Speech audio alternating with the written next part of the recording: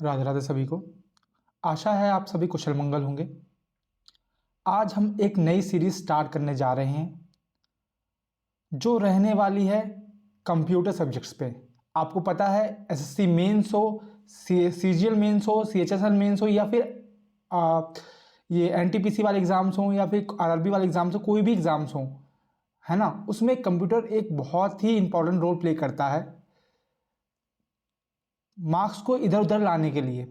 तो आज हम एक कंप्यूटर सीरीज का उद्घाटन करने वाले हैं।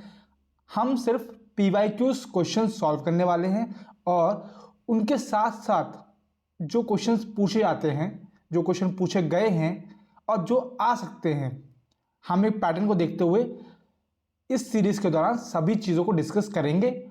और ऐसे ही क्वेश्चंस जो हैं आने वाली मेंस के एग्जाम्स में पूछे जा सकते हैं, 100% चांस है। तो कोई भी चीज़ आप मिस मत करिएगा। और जो इंपॉर्टेंट चीज़ वो ये है कि ये सारे के सारे पीवाईक्यूज हैं, तो इस चीज़ का आपको ध्यान देना है, इसलिए ये सीरीज बहुत ही ज़्यादा इंपॉर्टेंट हो जाती है। और मैं कोशिश करूँगा कि हर एक चीज़ को बहुत ही सिंपल लैंग्वेज में समझाने की कोशिश करूँ, जिससे जो है आपको समझने में ईजी हो, आपको क्वेश्चन लगाने में ईजी हो। क्योंकि मुझे पता है कि कंप्यूटर क्वेश्चंस भले ही सब्जेक्ट बहुत इजी है, लेकिन हर कोई जो है कंप्यूटर की नॉलेज नहीं रखता है। ठीक है, बहुत बच्चों के लिए कंप्यूटर जो है वो एक वीक सब्जेक्ट बन जाता है, जो कि मतलब कि वो हर चीज़ में अच्छे होते हैं लेकिन कंप्यूटर में मार्क्स गवा देते हैं, वहाँ पे जो है वो मार्क्स खा जाते हैं। तो हम उन्हीं सबको टारगेट करते हुए सभी बच्चों की हेल्प करने के लिए ये कंप्यूटर पीवाईक्यू सीरीज लाए हैं। और इसमें जितने भी पीवाईक्यू जितने भी मेंस में एग्जाम हुए हैं जिसमें कंप्यूटर के क्वेश्चन पूछे गए हैं, कंप्यूटर सब्जेक्ट रहा है, वो सारे पीवाईक्यूज 1 बाय 1 हम लगाने वाले हैं। तो पूरी सीरीज लास्ट तक देखिएगा एंड एंजॉय कीजिएगा। मेन बात है, अगर कुछ चीज़ समझ में ना आए तो आप कमेंट सेक्शन में क्वेश्चन के तौर पे वो चीज़ पूछ सकते हैं और मैं पूरी तरह कोशिश करूँगा कि उसको आप वहीं पे रिजॉल्व कर पाऊँ। तो आगे बढ़ते हैं। आज की जो हमारी इस सीरीज़ का ये वीडियो रहने वाला है वो 2024 के सीजीएल मेंस की शिफ्ट के क्वेश्चंस रहने वाले हैं, जो कि 18 जनवरी 2025 को कंडक्ट की गई थी। ठीक है, 20 क्वेश्चंस रहने वाले हैं, आपको पता है 20 क्वेश्चंस आए थे and ditto same to same वैसे रहने वाले हैं और हम उसको सॉल्व करेंगे एक सिंपलर और आसान तरीके से। ठीक है, तो स्टार्ट करते हैं। हमारा जो थीम श्लोक है या फिर थीम कह लीजिए, आपको पता है हम जब भी कोई सीरीज स्टार्ट करते हैं हम एक थीम रखते हैं, जिससे जो है हम एक बेटर माइंडसेट के साथ, बेटर एक पॉजिटिव एनर्जी के साथ जो है उस चीज़ को आगे बढ़ा सकें। आज का जो हमारा श्लोक है वो एक बात बोलता है कि भाई हर चीज़ जो है वो माइंड से रिलेटेड है। चाहे आपका हार्डवर्क हो, चाहे आपके मतलब आपका वे टू सक्सेस हो, या आप कुछ भी काम करने जाना, छोटा है बड़ा, इट डजेंट मैटर, उस सब के लिए जो है माइंड पे कंट्रोल पाना बहुत ज़रूरी है। और माइंड पे कंट्रोल पाने के लिए दो चीज़ें बहुत ज़रूरी है। First one is practice, second one is detachment. ठीक है, अगर इन दोनों चीज़ों पे आपने कंट्रोल कर लिया तो आप लाइफ में कोई भी रेस दौड़ रहे हो, इट डजेंट मैटर, ठीक है, कौन सा रास्ता आपने पकड़ रखा हो, आपको सक्सेस मिलनी ही है। ये चीज़ आपको समझनी है। तो that is our theme for this computer series. ठीक है, चलते हैं आज के पहले क्वेश्चन की तरफ। शुरुआत करते हैं आज के इस वीडियो की। पहला क्वेश्चन जो है आज का दिन का वो ये है, विच of the following technologies allow real time communication over the internet such as voice and video call without requiring additional software or hardware beyond a web browser? FTP, VoIP, WebRTC या ईमेल। तो question ये पूछा गया है कि इन चार option में से ऐसी कौन सी टेक्नोलॉजी है जिसमें आप जो है वॉइस और वीडियो कॉल कर सकते हैं विथाउट एडिशनल सॉफ्टवेयर की रिक्वायरमेंट के। जैसे कि आप additional software in the sense जैसे कि आपका स्काइप हो गया, है ना, उन सब की, या फिर गूगल मीट हो गया, इन सब की ज़रूरत ना पड़े। तो ऐसा कौन सा टेक्नोलॉजी है? FTP। तो देखो FTP तो आपको पता होना चाहिए कि FTP का फुल फॉर्म है फाइल ट्रांसफर प्रोटोकॉल। ये एक तरह का प्रोटोकॉल है जो क्या करता है, प्रोटोकॉल क्या होते हैं? Protocol basically rules and regulations होते हैं, ये आपको समझने हैं। और एफटीपी क्या करता है? एफटीपी आपकी हेल्प करता है फाइल को ट्रांसफर करने के लिए from one computer to another over a network और अ इंटरनेट। ठीक है, मान लो मैं यहां बैठा हूं, प्रोटोकॉल, सॉरी एक बार इसको लिख लेता हूं मैं यहां बैठा हूं और मुझे आपको फाइल ट्रांसफर करनी है ओवर इंटरनेट। तो उस काम के लिए जो हेल्प करेगा, जो प्रोटोकॉल हेल्प करेगा, वो आपका एफटीपी रहेगा। ये चीज आपको ध्यान रखनी है। मैं यहां लिख देता हूं, यूज्ड फॉर ट्रांसफरिंग। ऐसी और भी अदर प्रोटोकॉल्स होते हैं, पर जैसे जैसे हम सीरीज के आगे बढ़ेंगे और उनका जिक्र होगा तो मैं उनके बारे में भी आपको बताऊंगा। ठीक है, between computers over a internet और अ नेटवर्क। ठीक है, ये चीज आपको रखनी है। और फुल फॉर्म याद रखनी है कि एफटी का फुल फॉर्म है फाइल ट्रांसफर प्रोटोकॉल। वीओआईपी का फुल फॉर्म होता है वॉइस ओवर इंटरनेट प्रोटोकॉल। ठीक है, जितने भी आप कॉलिंग वगैरह करते हैं, ठीक है, फोन से करते हैं, जिससे भी करते हैं, तो उसमें आपका ये प्रोटोकॉल हेल्प करता है। अगर ये प्रोटोकॉल ना हो तो आप कॉल नहीं कर सकते दूसरे बंदे को। ये चीज आपको समझनी है। Voice over control, voice over internet protocol. और इस प्रोटोकॉल में जो है मतलब कि अदर एडिशनल सॉफ्टवेयर होता है, जैसे स्काइप वगैरह हो गया, तो उसके थ्रू जो है आप जो है ये वॉइस वगैरह कॉल कर सकते हैं। जैसे व्हाट्सएप कॉल है, वो क्या है? वो भी वॉइस ओवर इंटरनेट प्रोटोकॉल पे ही वर्क कर रही है। लेकिन क्वेश्चन में आपसे सिर्फ वॉइस की बात नहीं की है, आपसे क्वेश्चन में बात की गई है वॉइस एंड वीडियो कॉल्स की। ठीक है, जिसमें एडिशनल सॉफ्टवेयर रिक्वायर्ड ना हो, voice and additional video calls. तो इसका आंसर हो जाएगा वेब आरटीसी। ये वेब आरटीसी का फुल फॉर्म क्या है? इसका याद रखना, वेब रियल टाइम कम्युनिकेशन। ठीक है, तो ये इसका फुल फॉर्म है। और यही एक टेक्नोलॉजी है जो रियल टाइम में आपकी हेल्प करती है वॉइस एंड वीडियो कॉल में विथआउट रिक्वायरिंग एडिशनल सॉफ्टवेयर और हार्डवेयर। ठीक है, ईमेल तो आपको पता है ईमेल क्या है। बेसिकली ईमेल क्या है? एक मेथड है जिससे आप जो है मैसेज एक्सचेंज कर सकते हैं, डिजिटल मैसेज। ठीक है, और अगर डिजिटल मैसेज, फिजिकल मैसेज अगर ट्रांसफर करना है तो उसको खत बोलते हैं, लेटर, जो हमारे जो दादी थे वो लिखते थे, है ना। वो भी एक तरह का मैसेज कन्वे करना ही है। तो ये क्या है? Basically method of exchanging digital message. ठीक है, और इसमें आपकी क्या बोलते हैं, वॉइस कॉल नहीं हो सकती ईमेल में, आपको पता है, और ना ही वीडियो कॉल हो सकती है। दोनों चीज़ें नहीं सपोर्ट करता है ईमेल, ये चीज़ आपको पता होनी चाहिए। थोड़ी सी चीज़ आपको वीओआईपी के बारे में पता होनी चाहिए। अब देखो, आपको एक मैं थोड़ा सा एक चीज़ बताता हूँ। जैसे जो आप वेब आरटीसी की हम बात कर रहे हैं, वो भी बेसिकली एक वीओआईपी ही है, उसका प्रकार ही है ना, कह सकते हैं। बट वेब आरटीसी जो है वो ज़्यादा वर्सटाइल है। क्यों? क्योंकि भैया हमें एक्स्ट्रा सॉफ्टवेयर की जरूरत ही नहीं है ना। वीओआईपी के लिए एक्स्ट्रा स्पेशलाइज सॉफ्टवेयर चाहिए, जैसे स्काइप हो गया, व्हाट्सएप हो गया, है ना, तभी जो है वॉइस कॉल पॉसिबल है। ये चीज़ आपको ध्यान रखनी है। वेब आरटीसी का मैंने एक डायग्राम देख सकते हैं आप। ये है, दो कंप्यूटर है, उसके बीच में आपको कम्युनिकेशन करना है।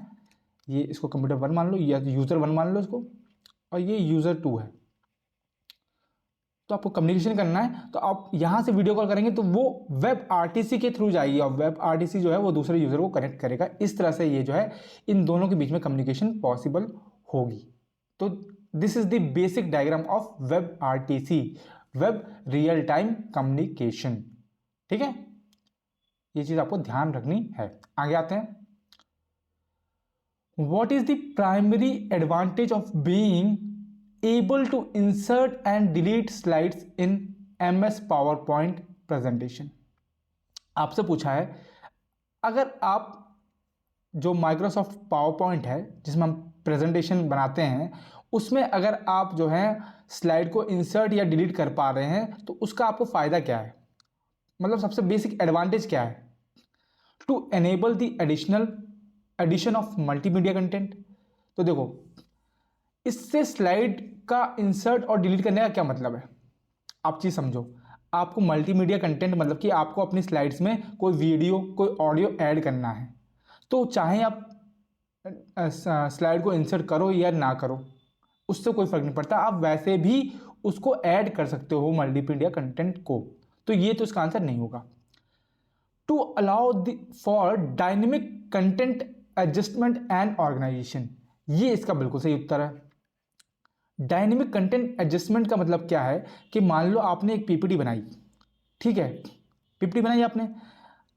अब आपने मान लो आपने पॉल्यूशन के ऊपर पीपीटी बनाई, आपने लिखा कि पहली बात पॉल्यूशन क्या होता है, फिर आपने लिखा कि पॉल्यूशन डिफरेंट प्रकार का होता है, air pollution, water pollution, land pollution, फलाना फलाना फलाना। अब मान लो ये पीपीटी आपको जल विभाग को के सामने उपस्थित करनी थी, अब उनको सिर्फ वाटर पॉल्यूशन से मतलब है, तो इस केस में आप क्या करेंगे, आप जो है वाटर पॉल्यूशन के अलावा जो स्लाइड्स थी एयर पॉल्यूशन और लैंड पॉल्यूशन उसको डिलीट कर देंगे। ठीक, उससे क्या है, मतलब आपने डायनेमिक काम किया, आपने तुरंत काम किया, कंटेंट को एडजस्ट किया, ऑर्गेनाइज किया। क्यों? क्योंकि ऑडियंस को यही चाहिए, ऑडियंस को जो चाहिए वही आप दे रहे हैं। यही सबसे प्राइमरी एडवांटेज है इंसर्ट और डिलीट स्लाइड करने का। ठीक है, मान लो आपने सॉइल पॉल्यूशन वाटर पॉल्यूशन के बारे में लिखा था, लेकिन आपको वाटर पॉल्यूशन को और एक्सप्लेन करना है, तो आपने एक इंसर्ट स्लाइड कर दी, उसमें लिख दिया कि एडवांटेज क्या होते हैं, डिसएडवांटेज क्या हैं, क्या किस तरीके से हम रोक सकते हैं, है ना। तो आपने और इन्हेंस कर दिया, कंटेंट को एडजस्ट कर लिया डायनेमिकली। ये वर्ड डायनेमिकली बहुत इंपॉर्टेंट है, ठीक है, ये चीज़ आपको ध्यान रखना है। थर्ड ऑप्शन देख क्या था, to enhance slide transition. Slide transition क्या होता है कि जैसे आप देखते हैं कि मतलब कि दो स्लाइड के बीच में जो है एक स्लाइड ऐसे घूम के आ रही है ना, और एक स्लाइड सीधा नीचे से ऊपर आ रही है, एक स्लाइड ऊपर से नीचे आ रही है, ये क्या है, स्लाइड ट्रांजिशन होते हैं। एनिमेशन जो स्लाइड के बीच में होते हैं, बेसिकली आप कह लो एनिमेशन बिटवीन स्लाइड। तो आप समझ सकते हैं कि इनका भी डिलीट और क्या बोलते हैं इंसर्ट करने का कोई इससे क्या लेना देना है, ये तो अलग फीचर हो गया ना। आप मतलब कि आप थोड़ा अपनी पीपीटी को जो है प्रेजेंटेशन को बेहतर बनाना चाहते हैं, इसलिए आप जो है उसके तरीके दिखा रहे हैं कि भाई किस तरह से हमारी स्लाइड जो है ऊपर से आएगी, ये वाली नीचे से आएगी, है ना। तो उससे इंसर्ट और डिलीट का कोई मतलब नहीं है। लास्ट ऑप्शन है to apply different templates to individual slides. तो डिफरेंट टेम्पलेट्स का मतलब क्या है, जैसे कि आप देख सकते हैं, आप जो स्क्रीन पे देख रहे हैं वहाँ पे सबसे ऊपर एसएससी कंप्यूटर पीवाईक्यू लिखा हुआ है, फिर सीजीएल टायर 2 एग्जाम लिखा हुआ है, इधर मेरा चैनल का आइकन लिखा हुआ है, इधर एसएससी का आइकन है। तो ये क्या है, ये बेसिकली इस स्लाइड का जो है टेम्पलेट है, इसमें एक वाटर मार्क लगा हुआ है ना। तो आप डिफरेंट वाटर टेम्पलेट क्यों ऐड करते हैं, ताकि आप जो है ये टेम्पलेट जो है वो आपकी हेल्प करते हैं किसमें, विजुअल डिज़ाइंस में, है ना, कि आप जो है आपकी स्लाइड्स हैं वो किस तरह दिख रही हैं उसमें हेल्प करेंगे। तो ये भी आपका जो है इंसर्ट और डिलीट से इसका कोई ताल्लुक नहीं है। तो करेक्ट आंसर वुड बी क्या, to allow dynamic content adjustment and organisation. और ठीक है, और थोड़ी सी मैं आपको बताता हूँ कि ये तो आपका प्राइमरी एडवांटेज हो गया, है ना, ये आपका प्राइमरी एडवांटेज हो गया इंसर्ट और डिलीट स्लाइड का, ये आपका प्राइमरी एडवांटेज हो गया, ठीक है। और आपको पता है इससे आप मैं अगर अपने जितने भी मैंने पॉइंट्स बोले उसको अगर मैं लिखना चाहूँ तो आप इसको ये इस तरह लिख सकते हैं कि you can adjust the flow and structure of your presentation by adding and deleting the slides structure of your presentation. और इससे होगा क्या, इससे होगा क्या कि जो आपकी ऑडियंस है वो आपको और बेहतर तरीके से आपके कंटेंट को देखना चाहेगी, ठीक है। ऑडियंस को जो चाहिए वो भी सेम चीज़ मिलेगी, है ना।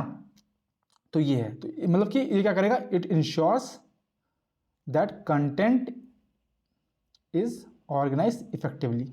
ये इसके बेसिकली एडवांटेज है to add and delete slide, अगर मैं इसको सिंपल भाषा में बताऊं तो, ठीक है। बाकी मैंने आपको हिंदी में आपको अच्छे से समझा दिया, तो ये चीज़ आप समझेंगे। आगे आते हैं, which method is use to protect sensitive information during data transmission.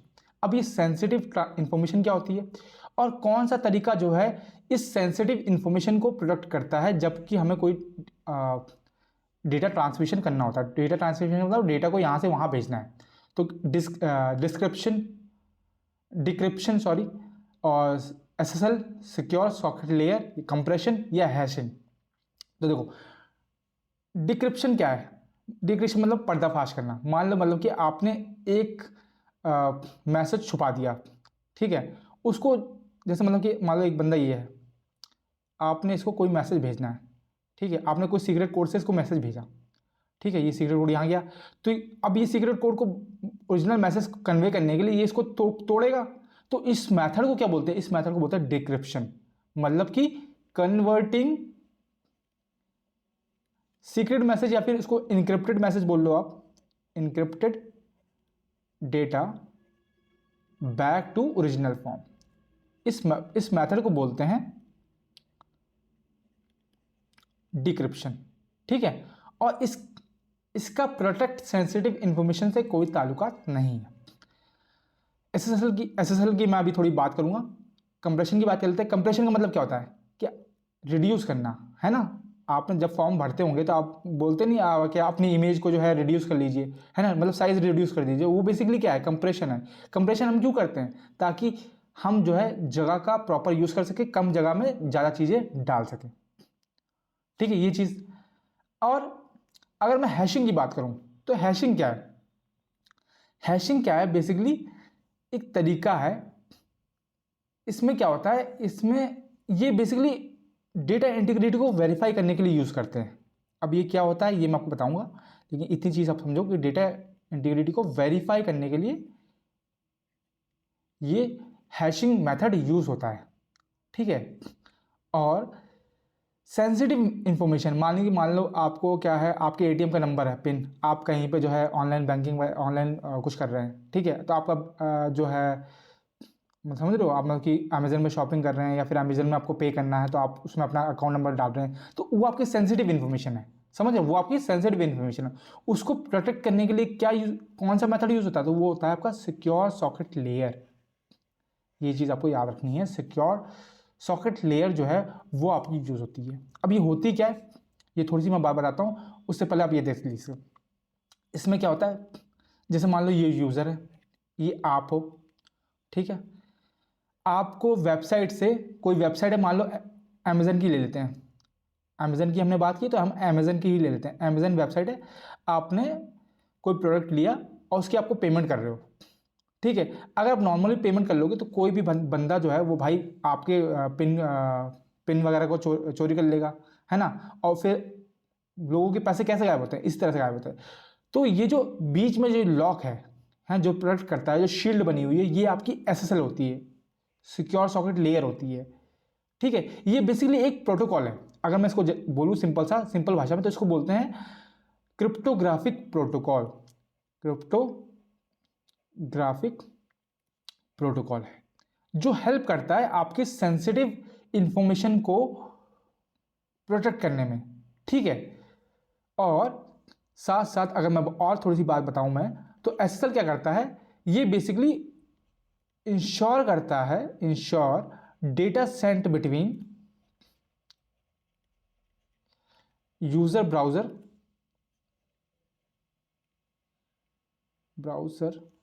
And web server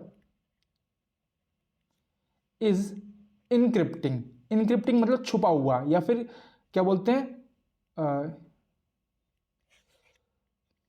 secret code के साथ, जिससे क्या है वो प्रिवेंट करता है, प्रिवेंटिंग अनऑथराइज्ड एक्सेस, कि कोई और जो है इसको उसके एक्सेस ना कर ले, है ना, और आपकी प्राइवेसी भी प्रोटेक्ट हो, एंड प्रोटेक्टिंग प्राइवेसी। ये बेसिकली काम है आपका एसएसएल का, ठीक है। और मैंने आपको बताया कहाँ यूज होती है, ये ऑनलाइन ट्रांजेक्शन जैसे शॉपिंग हो गया, बैंकिंग हो गया, ऑनलाइन बैंकिंग, वहाँ पे भी यूज होती है, ठीक है। इसके अलावा एक और है, उसको हम बोलते हैं TLS। एक्चुअली में क्या है, एसएसएल जो है वो पहले यूज होता था, अब जो है उसकी जगह TLS यूज होता है। इसको हम बोलते हैं ट्रांसपोर्ट लेयर सिक्योरिटी। दोनों जो है क्रिप्टोग्राफिक प्रोटोकॉल ही हैं, ठीक, ये चीज़ आपको समझो, दोनों जो है प्रोटेक्ट करते हैं, बट TLS जो है वो मोर सिक्योर है एज कंपेयर टू SSL। इसलिए अब जो है जो है वो TLS जो है वो ज़्यादा यूज होता है एज कंपेयर टू SSL। ये चीज़ आपको ध्यान रखनी है, ठीक है। आगे आते हैं, which is the correct keyboard shortcut for adjusting column with in MS Excel। तो अगर आपको जो कॉलम विथ होती है उसको एडजस्ट करना है MS Excel में, तो आप जो है कौन से शॉर्टकट का इस्तेमाल करेंगे? शिफ्ट के साथ H+O+W दबाएंगे, ऑल्ट के साथ H+O+W दबाएंगे, कंट्रोल के साथ O+W+H दबाएंगे, या फिर कंट्रोल के साथ H+O+W दबाएंगे? तो करेक्ट आंसर क्या हो जाएगा? ऑल्ट के साथ आप H+O+W दबाएंगे। ये जैसे ही दबाएंगे आप, तो आप जो कॉलम की विड्थ होती है ना, ये कॉलम की विड्थ होती है, इसको आप एडजस्ट कर पाएंगे। किसमें? MS Excel में। और कौन कौन से शॉर्टकट होते हैं वो आपको ध्यान देना है। जैसे कि अगर आप ऑल्ट के साथ H+O+I दबाएंगे तो कॉलम विड्थ जो है वो ऑटो एडजस्ट हो जाएगी। और सेम केस अगर रो की बात करूं, मैं रो की हाइट की बात करूं, तो उसके लिए आप ऑल्ट H+O+A दबाएंगे, तो रो हाइट जो है वो ऑटो एडजस्ट हो जाएगी। अगर आपको रीनेम करना है वर्कशीट को, वर्कशीट क्या होती है वो भी मैं आपको बताऊंगा। वर्कशीट बेसिकली क्या होती है? जो आप जो एक्सेल शीट में काम कर रहे होते हैं, है ना, जिस फाइल में आप काम कर रहे होते हैं, जिस करंट पेज पे काम कर रहे होते हैं, उसको आप वर्कशीट बोलते हैं या फिर स्प्रेडशीट बोलते हैं। अगर उसको रीनेम करना है, मान लो इसका नाम रखा था मैंने क्लास 1 रखा था, अब मुझे इसका नाम जो है क्लास इंपॉर्टेंट लिखना है, तो इसको रीनेम करना है, मुझे चेंज करना है, तो मैं दबाऊंगा alt H+O+R, R for rename. अगर मैं ऑल्ट H+B+A दबाता हूं तो आप सब में बॉर्डर दे रहे हैं, ये बॉर्डर देने में हेल्प करता है। तो ये कुछ शॉर्टकट्स हैं जो कि रिलेटेड है हमारे पिछले ऑप्शंस के साथ, है ना, इसलिए ये चीज़ आपको ध्यान रखनी है। यहाँ पे W था, ये चीज़ आपको देखनी है। अगर आप W दबाएंगे तो कॉलम की विड्थ जो है वो एडजस्ट हो जाएगी, लेकिन वहीं अगर आप I दबाएंगे तो कॉलम की विड्थ ऑटो एडजस्ट हो जाएगी। ये शब्द आपको याद रखना है। रो की हाइट ऑटो एडजस्ट करने के लिए हमें A दबाना है, और यहाँ पे रीनेम करने के लिए R, और बॉर्डर ऑल के लिए जो है ऑल्ट H+B+A दबाना है। ये क्या है? MS Excel के शॉर्टकट्स है, ये चीज आपको याद रखनी है, ठीक है। आगे आते हैं, which action should be taken in Microsoft Outlook. आप माइक्रोसॉफ्ट आउटलुक क्या है और उसके बाद क्वेश्चन पढ़ते पहले। To send a received email to another person while keeping the original message for your records. कहने का मतलब क्या है?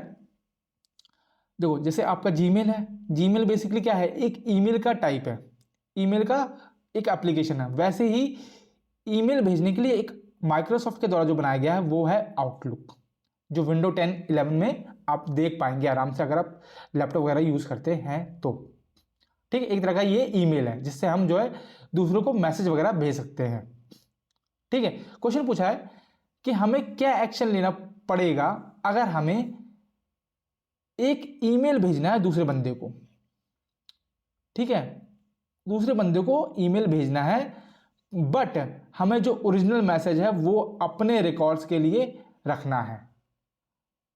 तो पहला ऑप्शन क्या बोलता है? Use the archive option and create a new email. अब आर्काइव अगर आपने ऑप्शन देखा होगा, जैसे मैं दिखा देता हूं, यहां आप देख सकते हैं, देखो ये आपका इनबॉक्स ऑप्शन है, ये देखो ये आउटलुक है बेसिकली, ठीक है। ये आपका इनबॉक्स है, ये आपका ड्राफ्ट ऑप्शन है, ये आपका आर्काइव ऑप्शन है। आर्काइव ऑप्शन क्या करता है? ये बेसिकली छुपा लेता है मैसेज को, है ना।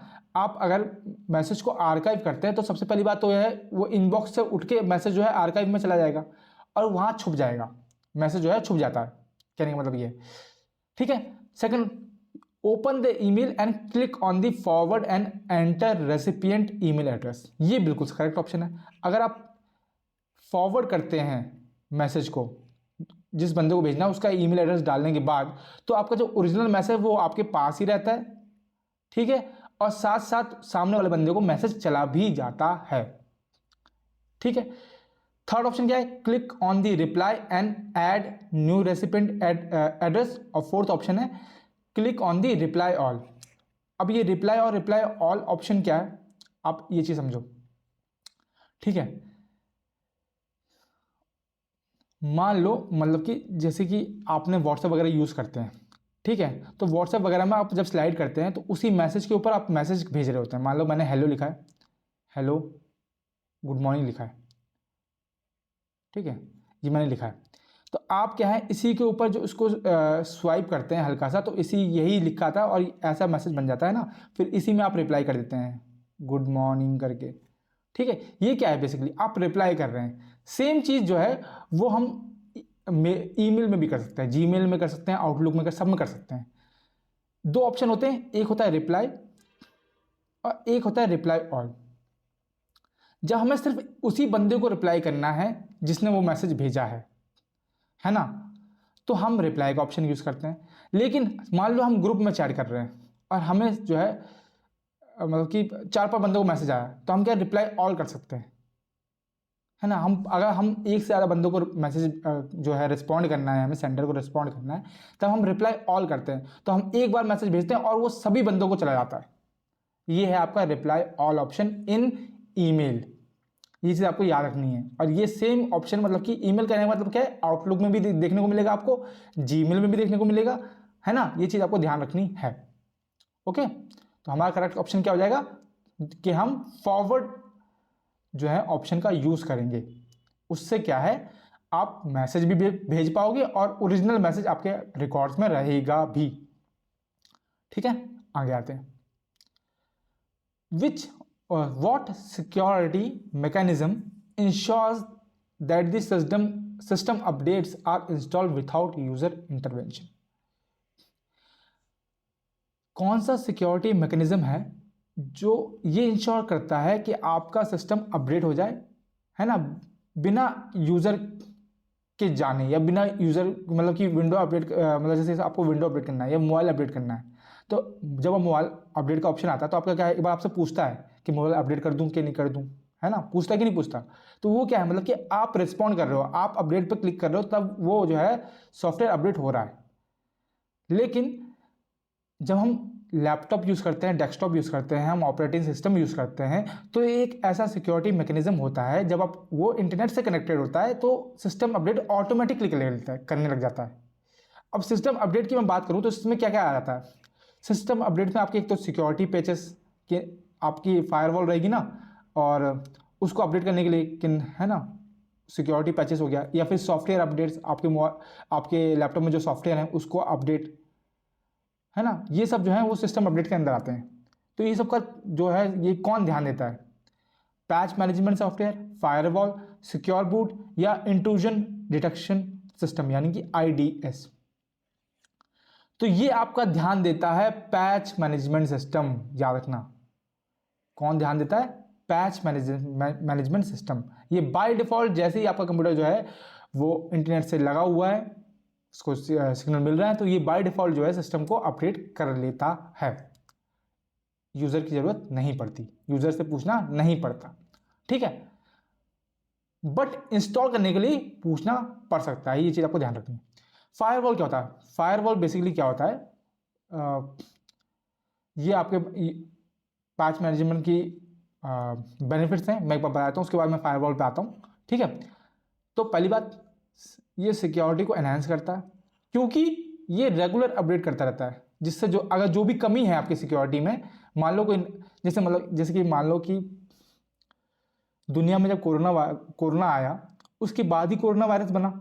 उससे पहले तो लोग जो है वो भयभीत थे, है ना, कैसे खुद को प्रोटेक्ट करें। जब कोरोना वायरस आ गया तो लोगों को प्रोटेक्ट करना मिल गया। तो मतलब क्या है, लोग अपडेट हुए, दुनिया अपडेट हुई, तब वो नई चीज़ों से डील कर पाए। वैसे ही सिक्योरिटी को इन्हेंस करता है, अगर कोई नई चीज़ देखने को मिलती है तो उसके लिए जो सिक्योरिटी अपडेट्स है वो ये करता है और जो है बचाता है आपके सिस्टम को।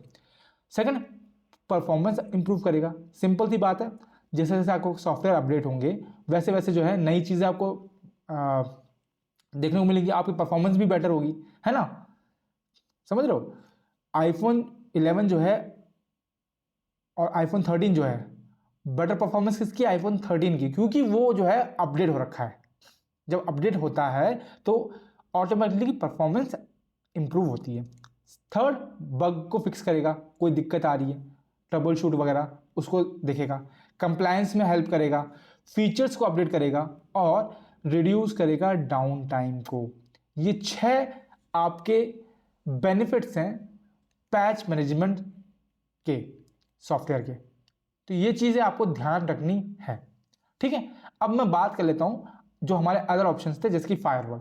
तो फायरवॉल बेसिकली क्या है, ये भी एक सिक्योरिटी मैकेनिज्म है। अगर मैं इसको और थोड़ा सा अच्छी भाषा में समझाऊं तो ये बेसिकली, मतलब अच्छी भाषा कहने का मतलब एग्जैक्ट भाषा में समझाऊं तो ये एक तरह का नेटवर्क सिक्योरिटी मैकेनिज्म है, ठीक है। ये क्या करता है, ये इसका काम अपडेट संभालने का नहीं है। इसका काम है कि मान लो आप जो है इंटरनेट से कनेक्टेड है ना, तो कोई वायरस ना घुस जाए, है ना, कोई मतलब कि आपकी प्राइवेट इंफॉर्मेशन आपके कंप्यूटर से निकाल ना ले, तो उस चीज़ को मॉनिटर करने का काम कौन करता है, वो फायरवॉल करता है, ठीक है। यहां लिख लेते हैं आगे, that monitors and controls incoming and outgoing network traffic based on security rules, ठीक है। ये बेसिकली आपका सिक्योरिटी गार्ड का काम करता है। सिक्योर बूट क्या होता है, सिक्योर बूट भी एक तरह का आपका ये सिक्योरिटी मैकेनिज्म है, बट ये सिस्टम को बूट करने में हेल्प करता है। It ensures a system boot, है ना। बट ऐसा नहीं कि भाई कोई भी सॉफ्टवेयर आपने डाउनलोड किया तो भाई सिस्टम बूट हो जाएगा, नहीं, ऐसे नहीं कर सकते आप।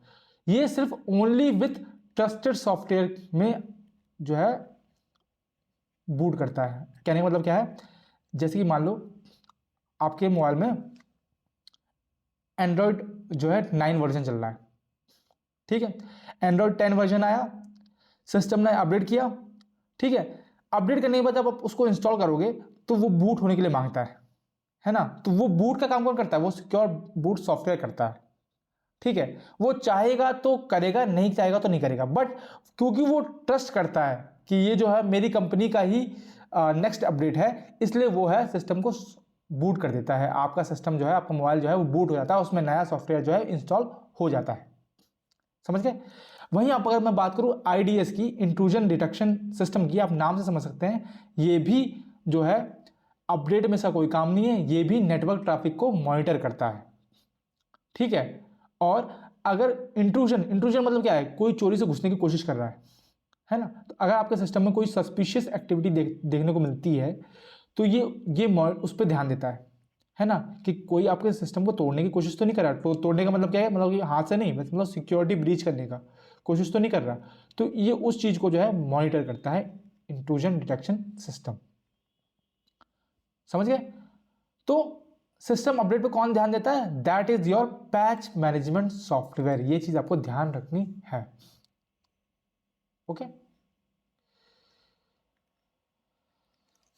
ठीक है। चलते हैं आगे अगले क्वेश्चन पे। Which keyboard shortcut is used for adding bullets in MS Word 2010। MS Word जो 2010 एप्लीकेशन सॉफ्टवेयर है, उसमें आप बुलेट कैसे ऐड कर सकते हैं। अब बुलेट क्या होती है, जैसे मतलब कि आपको सपोज लिखना है कि देर आर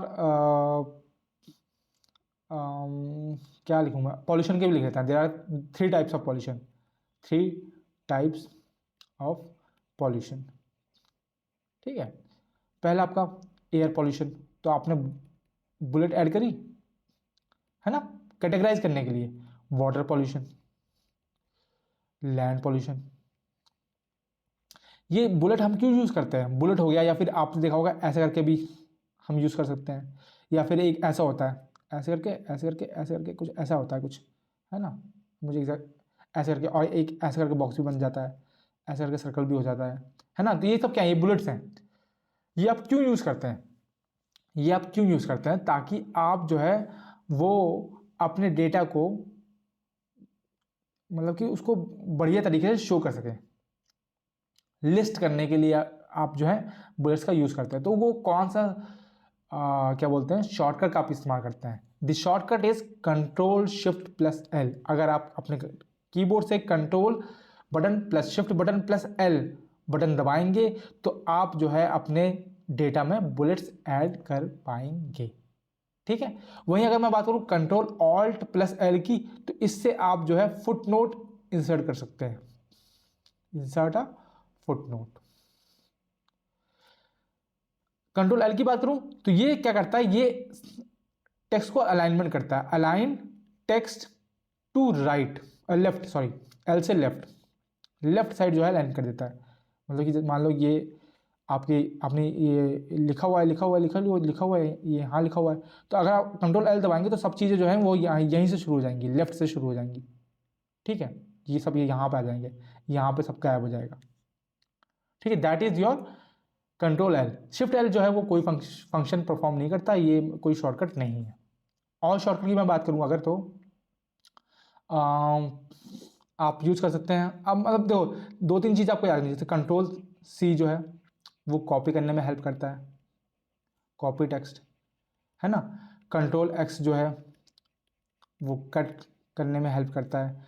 कंट्रोल वी जो है वो पेस्ट करने में हेल्प करता है। ये तीन चीज़ें तो आपको पता होनी चाहिए, क्योंकि इनके बारे में बार-बार क्वेश्चन बनते हैं और ये बेसिक चीज़ें हैं, है ना। कि मतलब कि कॉपी, अगर आपको टेक्स्ट को करना, अच्छा कॉपी और कट में क्या फ़र्क है, ये मैं आपको थोड़ा सा बता देता हूँ। कि मान लो ये एक डॉक्यूमेंट है या फिर वर्ड फाइल है, इसका नाम लिख लेते हैं हम लोग डेटा वन। ये डेटा वन है और ये डेटा टू है।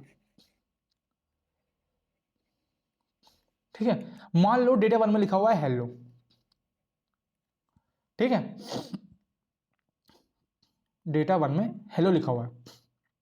अब आप चाह रहे हैं कि मेरे डेटा टू में भी हेलो आ जाए, तो आप क्या करेंगे, हेलो को पहले सेलेक्ट करेंगे, है ना। उसके बाद आप कंट्रोल सी दबाएंगे, कंट्रोल सी से डेटा कॉपी हो जाएगा और यहाँ पे जब वो रहेगा तो यहाँ पे आप दबा के कंट्रोल वी दबाएंगे और कंट्रोल वी से जो है वो पेस्ट हो जाएगा, यहाँ पे भी हेलो लिख जाएगा।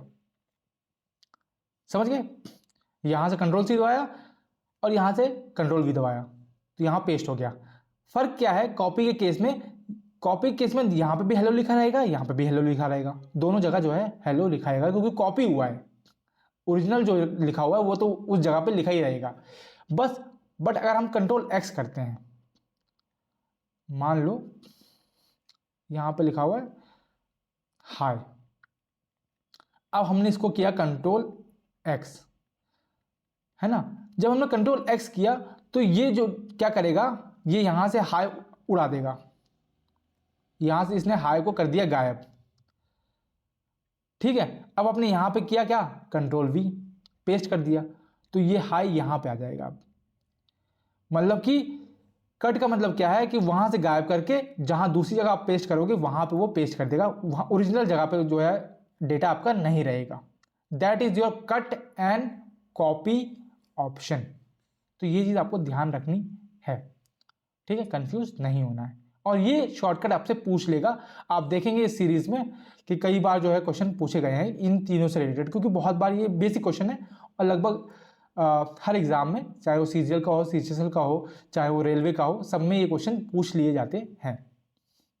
ठीक है, आगे आते हैं। Which device is commonly used to connect computers within लैन।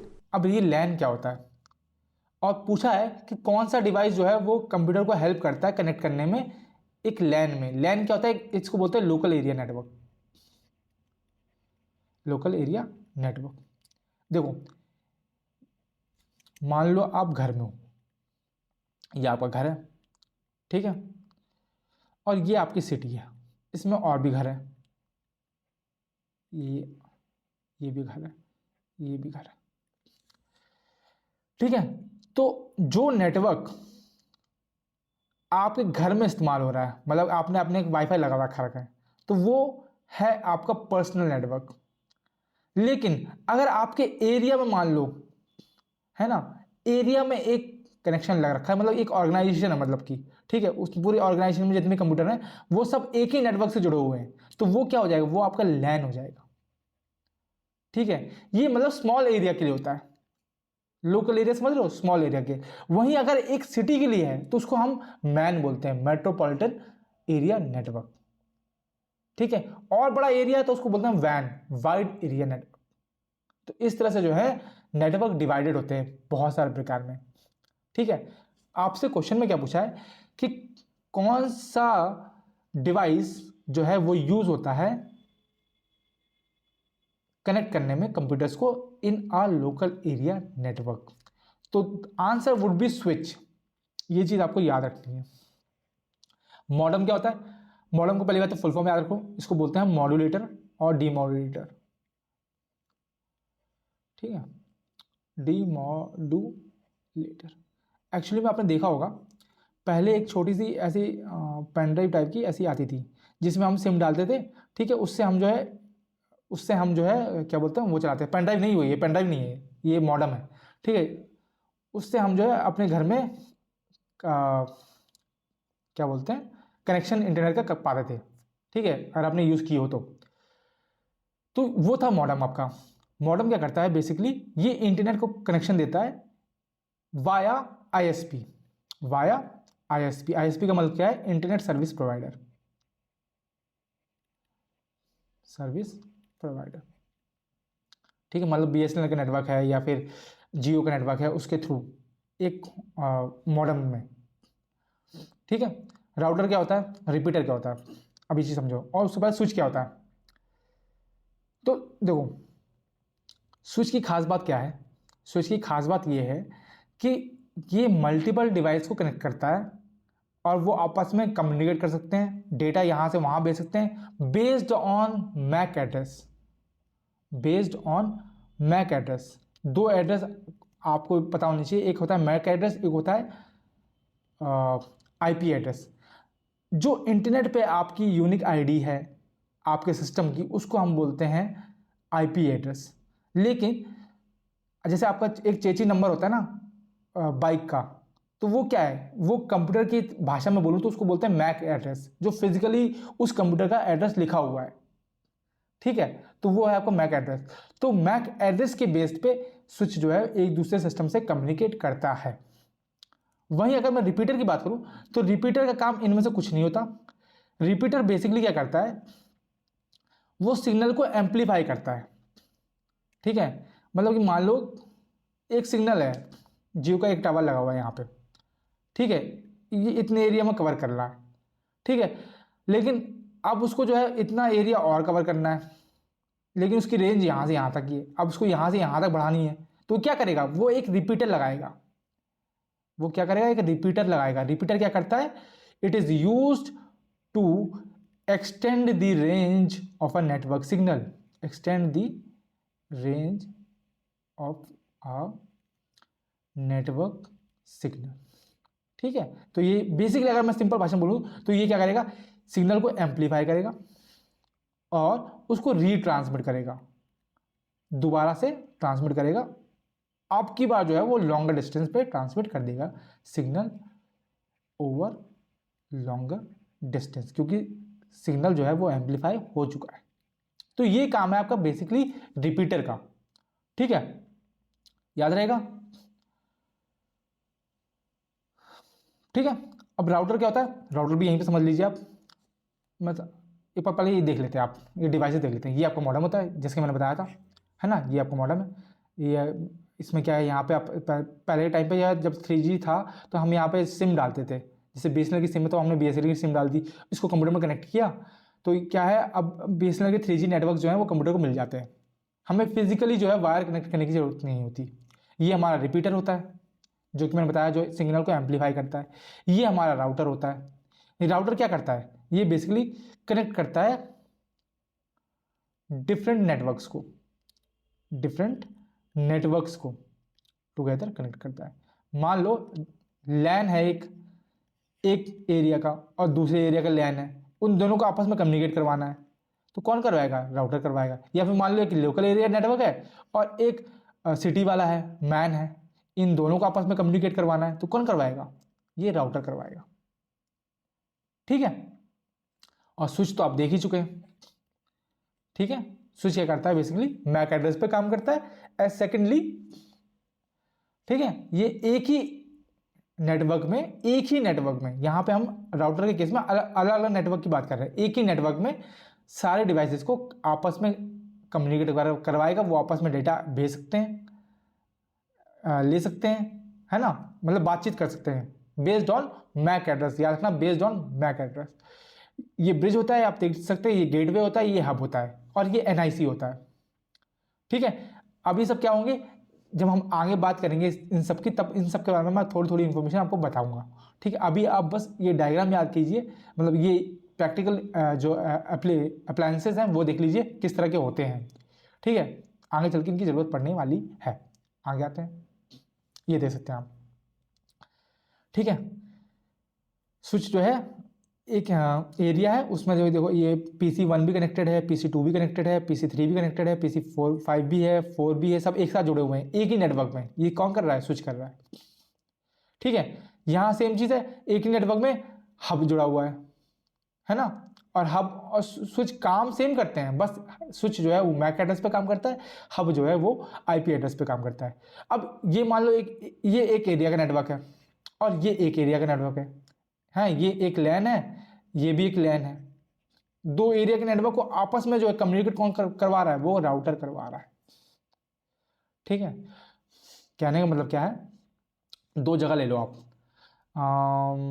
दो जगह, अब कैसे बता दूं, मतलब दो आप अगल बगल के अपने कोई एरियाज ले लो, है ना, जैसे मान लो एक रोहिणी नगर है, एक बगल में कोई प्रताप नगर है, कुछ भी मान लो आप, है ना, दोनों आपस में पास पास में, आप दोनों को आपस में कम्युनिकेट करवाना है, तो वो कौन करवाएगा? राउटर करवाएगा।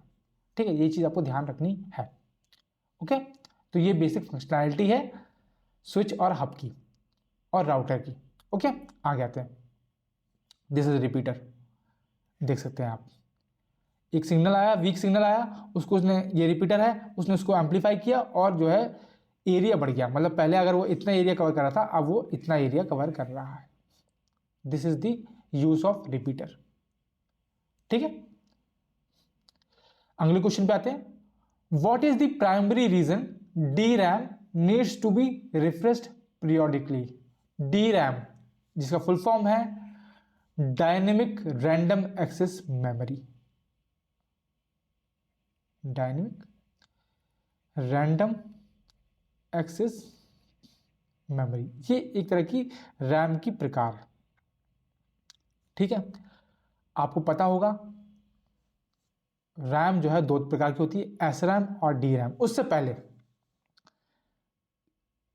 जो आपको पता है कंप्यूटर की मेमोरी जो है वो दो प्रकार की होती है मेनली, वैसे तो तीन चार होती है पर हम दो प्रकार में करते हैं। एक को हम बोलते हैं प्राइमरी मेमोरी, एक को हम बोलते हैं सेकेंडरी मेमोरी। ठीक है, वैसे तो आगे भी रजिस्टर भी होता है, एक कैशे मेमोरी भी होता है, उस वर्चुअल मेमोरी भी होता है, उसकी बात नहीं करेंगे। मेनली जो है मेमोरी है कंप्यूटर की दो प्रकार की होती है, प्राइमरी और सेकेंडरी। प्राइमरी मेमोरी जो है दो प्रकार की होती है, एक को हम बोलते हैं रैम और एक को हम बोलते हैं रोम, रैंडम एक्सेस मेमोरी और रीड ओनली मेमोरी। तो जो रैम होती है हमारी, जो रैंडम एक्सेस मेमोरी होती है, वो जो है वो आगे चल के दो तरीके की होती है। एक को हम बोलते हैं SRAM, एक को हम बोलते हैं DRAM। SRAM का मतलब क्या है? स्टैटिक रैंडम एक्सेस मेमोरी, और DRAM का मतलब क्या है? Dynamic random access memory. आप देख सकते हैं DRAM जो है वो फर्दर डिवाइडेड है AD-RAM में, SD-RAM में, DDR SD-RAM में, RD-RAM में और CD-RAM में। ये इसके सब टाइप्स हैं जो हमें अभी नहीं पढ़ना है, जो इंपॉर्टेंट नहीं है। ठीक है, हमें पढ़ना है SRAM और DRAM के बारे में। तो मैं आपको थोड़ी सी जानकारी दे देता हूं SRAM और DRAM के बारे में। SRAM जो है वो फास्ट होती है कंपेयर टू DRAM। याद रखना, DRAM जो है स्लो होती है। क्यों स्लो होती है? रीजन क्या है? क्योंकि मेन चीज ये है कि इसकी जो सर्किटरी है, जो इसका सर्किट होता है बहुत छोटा होता है, ठीक है।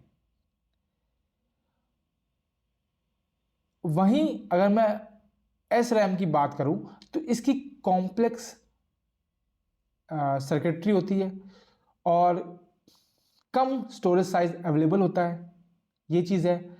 एस रैम की जो है लो पैकेजिंग डेंसिटी होती है कंपेयर टू डी रैम, ये चीज़ें आपको पता होनी चाहिए। Low packaging density, high packaging density. S RAM जो है कॉस्टलियर होता है कंपेयर टू डी रैम, ये लेस कॉस्टलियर होता है, ठीक है।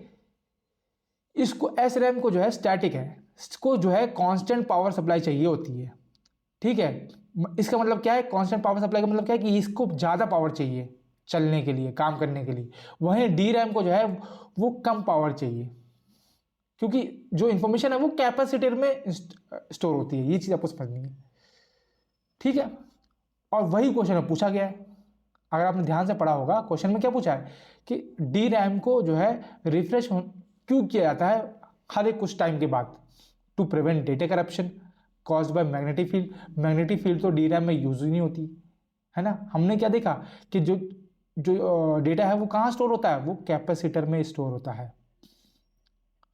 To recharge the capacitor storing data bits, बिल्कुल सही जवाब। ताकि जो कैपेसिटर जो डेटा स्टोर कर रहे हैं वो रिचार्ज हो सके, इसलिए उसको बार बार रिफ्रेश किया जाता है, इसलिए वो बार बार रिफ्रेश होती है, बार बार टाइम लगता है, इसलिए वो थोड़ी सी स्लो होती है कंपेयर टू एस रैम, ये चीज़ आप समझो। टू क्लियर अनयूज डेटा नहीं, to allow CPU to access new data नहीं, ये भी इसका काम नहीं है, ठीक है। तो डी रैम जो है that is dynamic random access memory, जो कि कैपेसिटर में डेटा स्टोर करती है, rather than magnetic field is needed to be refreshed because उसको डेटा स्टोर करना होता है कैपेसिटर में, जिसको बार बार रिचार्ज करने की जरूरत पड़ती है। आई होप ये चीज आपको समझ में आई होगी, ठीक है।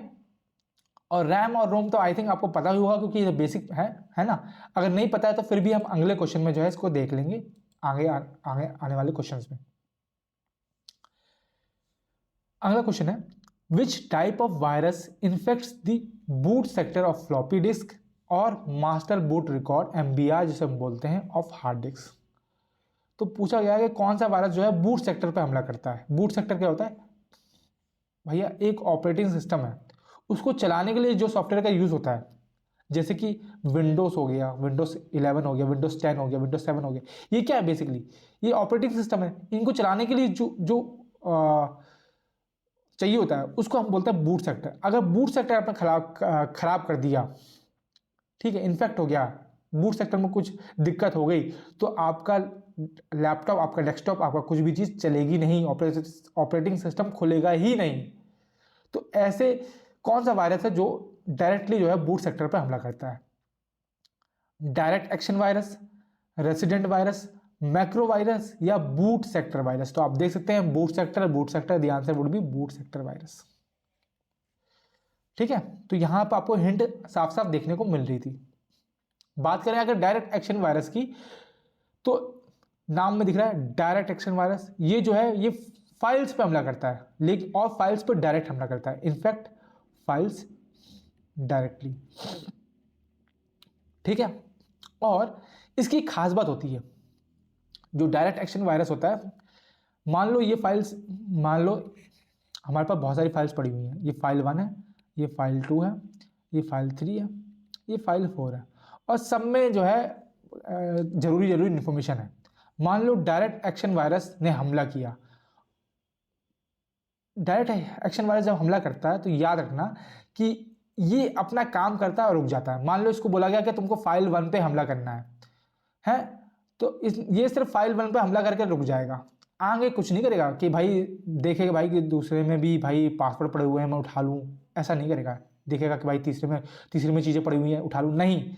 ये जिसका डायरेक्ट एक्शन वायरस का काम यही है कि भाई जो उसको बोला गया उसी फाइल पे हमला करो और रुक जाओ, दूसरे पे कोई मतलब कोई वो ना करो, नज़र ना घुमाओ, ये इसका काम है।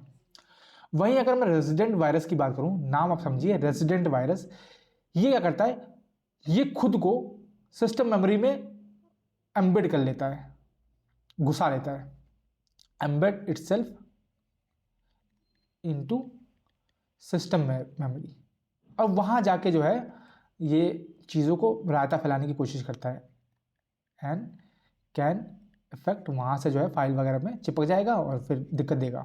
Files and programs on computer, ठीक है, ये चीज़ आपको याद रखनी चाहिए। वहीं अगर मैं बात करूँ मैक्रो वायरस की, उससे पहले हम और सारे वायरस देख लेते हैं। ये आपके वायरस है, ठीक है, यहीं पे मैक्रो वायरस दे रखा है आपको। तो आप देखेंगे पहले ही आपका है सिस्टम और boot sector virus. System virus या सिस्टम वायरस को ही हम बूट सेक्टर वायरस बोलते हैं। अभी आपने देखा सिर्फ ये बूट रिकॉर्ड पे हमला करता है, क्वेश्चन में जो पूछा गया था। सेकंड था फाइल वायरस या फिर multi partite virus. It targets and spread through both boot sector and executive files, दोनों पे हमला करता है और दोनों को डैमेज करता है। मैक्रो वायरस क्या करता है, ये मैक्रोस में अटैच हो जाता है, ठीक है। अब मैक्रोस क्या होता है, जैसे मैक्रोस का मतलब क्या है, जैसे कि वर्ड प्रोसेसर जो हो गया आपका, वो एक तरह का मैक्रोस है ना। स्प्रेडशीट जो है जिसमें आप काम करते हैं, वो एक तरह के मैक्रोस होते हैं, एप्लीकेशन जो होते हैं, वहां पे चिपक जाएगा, ठीक है, और वहां से दिक्कत पैदा करेगा। ये है आपका मैक्रोस या फिर क्लस्टर वायरस। स्टेल्थ या फिर टनलिंग वायरस, ठीक है, इवेड्स डिटेक्शन बाय एंटीवायरस। स्टेल्थ का मतलब क्या है, स्टेल्थ ऑन का मतलब क्या है, एकदम एकदम गायब है भाई, दिख नहीं रहा है एंटीवायरस को, है ना। और वहां से जाके आपके मतलब कि कॉल आप किससे बात कर रहे हैं वो सुन रहा हो, है ना। ये सब काम कौन करता है, स्टेल्थ वायरस करता है। एनक्रिप्शन वायरस क्या करता है, जितनी भी आपने देखा होगा कि जिसका कोई भी बैंक रिलेटेड फाइल्स वगैरह डाउनलोड करते हैं मोबाइल में, तो वो पासवर्ड के थ्रू आती हैं कि आपको मतलब कि कोई पासवर्ड डालना पड़ता है तभी वो फाइल खुलती है, ठीक है। जो एनक्रिप्शन वायरस क्या करता है, ये ऐसी फाइल को अपने पास रख लेता है और खोल लेता है, ठीक है। फिर मतलब कि आप उनको पता चल गया आपकी इन्फॉर्मेशन, फिर वो आपसे मतलब कि रैंसम वगैरह मांगेंगे कि भैया हमें आपके अगर आपको ये फाइल चाहिए, ठीक है, तो इतने इतने लाख रुपए वापस कर दो। मतलब इस तरह से जो है वो हमला करते हैं वायरस, और वहाँ जो लोग इसको करवा रहे होते हैं। स्पार्स इन्फेक्टर वायरस क्या करता है, ये इन्फेक्ट फाइल इनफ्रीक्वेंटली और under certain condition to avoid detection. Detection को अवॉइड करने के लिए ये, ऐसा नहीं कि भाई मतलब इसका टाइम फिक्स है कि भाई मैं रात को ही हमला करूंगा, ऐसा नहीं है भाई। ये सोच समझ के जो है सर्टेन कंडीशंस में ही हमला करता है, ठीक है। अगर वो कंडीशन फुलफिल हो रही तभी हमला करेगा, सोच समझ के, ठीक है। मतलब कि समझदार तो नहीं बोलूंगा, बट ये इसके लिए सर्टेन कंडीशंस होनी चाहिए। वहीं पॉलीमॉर्फिक वायरस जो है, ये क्या करता है, पॉलीमॉर्फ का मतलब क्या, मॉर्फ मतलब क्या है, मॉर्फ मतलब अपने को चेंज करना। तो ये जब जब हमला करता है तब तब जो है कोड को चेंज कर देता है। This virus changes code each time it infects. तो इससे क्या है, अपना हुलिया चेंज कर देता है बेसिकली, ठीक है। अपने आप को मतलब कि मैं क्या बोलते हैं, वो कौन सा था, गंगाधरी शक्तिमान हूँ, है ना, कभी गंगाधर बन जाएगा कभी शक्तिमान बन जाएगा, है ना, वही वाली कहानी है इसमें। तो ये क्या मतलब समझ, जो फायरवॉल वगैरह होती हैं, जो कि एंटीवायरस वगैरह होते हैं, उनको समझ में नहीं आता कि भाई ये अलग एक ही इंसान है कि अलग इंसान है। तो ये चीज़ है पॉलीमॉर्फिक वायरस। मेटामॉर्फिक का मतलब क्या है, ये अपने को मतलब कंप्लीटली चेंज कर देता है। पॉलीमॉर्फिक और मेटामॉर्फिक में फर्क ये है कि मेटामॉर्फिक जो है अपने को कंप्लीटली चेंज कर देता है, ठीक है। ये गंगाधर से शक्तिमान, शक्तिमान से गंगाधर बन जाएगा, चेंज हो सकता है, लेकिन ये अगर एक गंगाधर से शक्तिमान बन गया तो शक्तिमान ही रहेगा भाई। शक्तिमान से ये स्पाइडरमैन बन सकता है, लेकिन वापस गंगाधर ही बन सकता, समझ रहे हो आप। तो ये चीज़ है। ओवर राइटिंग वायरस या फिर कैविटी वायरस, ये क्या करता है, ये चीज़ों को खराब कर देता है। खराब कैसे करता है, उसके ऊपर मतलब कि मान लो कि आपने हेलो लिखा है, ठीक है। अभी हेलो के ऊपर इसने हाई लिख दिया, इसने हेलो को दबा दिया, हाई के ऊपर इसने हे लिख दिया, ठीक है। ये ओवरराइड कर रहा है, एक के ऊपर एक चीज़ लिख रहा है, तो जो ओरिजिनल मैसेज है उसको ये दबा दे रहा है। तो ये जो ओरिजिनल मैसेज जो आप बोलना चाह रहे हो वो जा ही नहीं पा रहा सामने वाले के पास। कंपेनियन या फिर कैमोफ्लैग वायरस, ठीक है, ये क्या करता है, ये बेसिकली ये वायरस क्या करता है, एक नया एप्लीकेशन नया प्रोग्राम बना देता है, ठीक है। तो ये मतलब कि सिस्टम को पता समझ में नहीं आता कि भैया हमको काम ये करना था कि ये करना था, समझ रहे हो। ये कंफ्यूज कर देता है सिस्टम को by creating a new programme.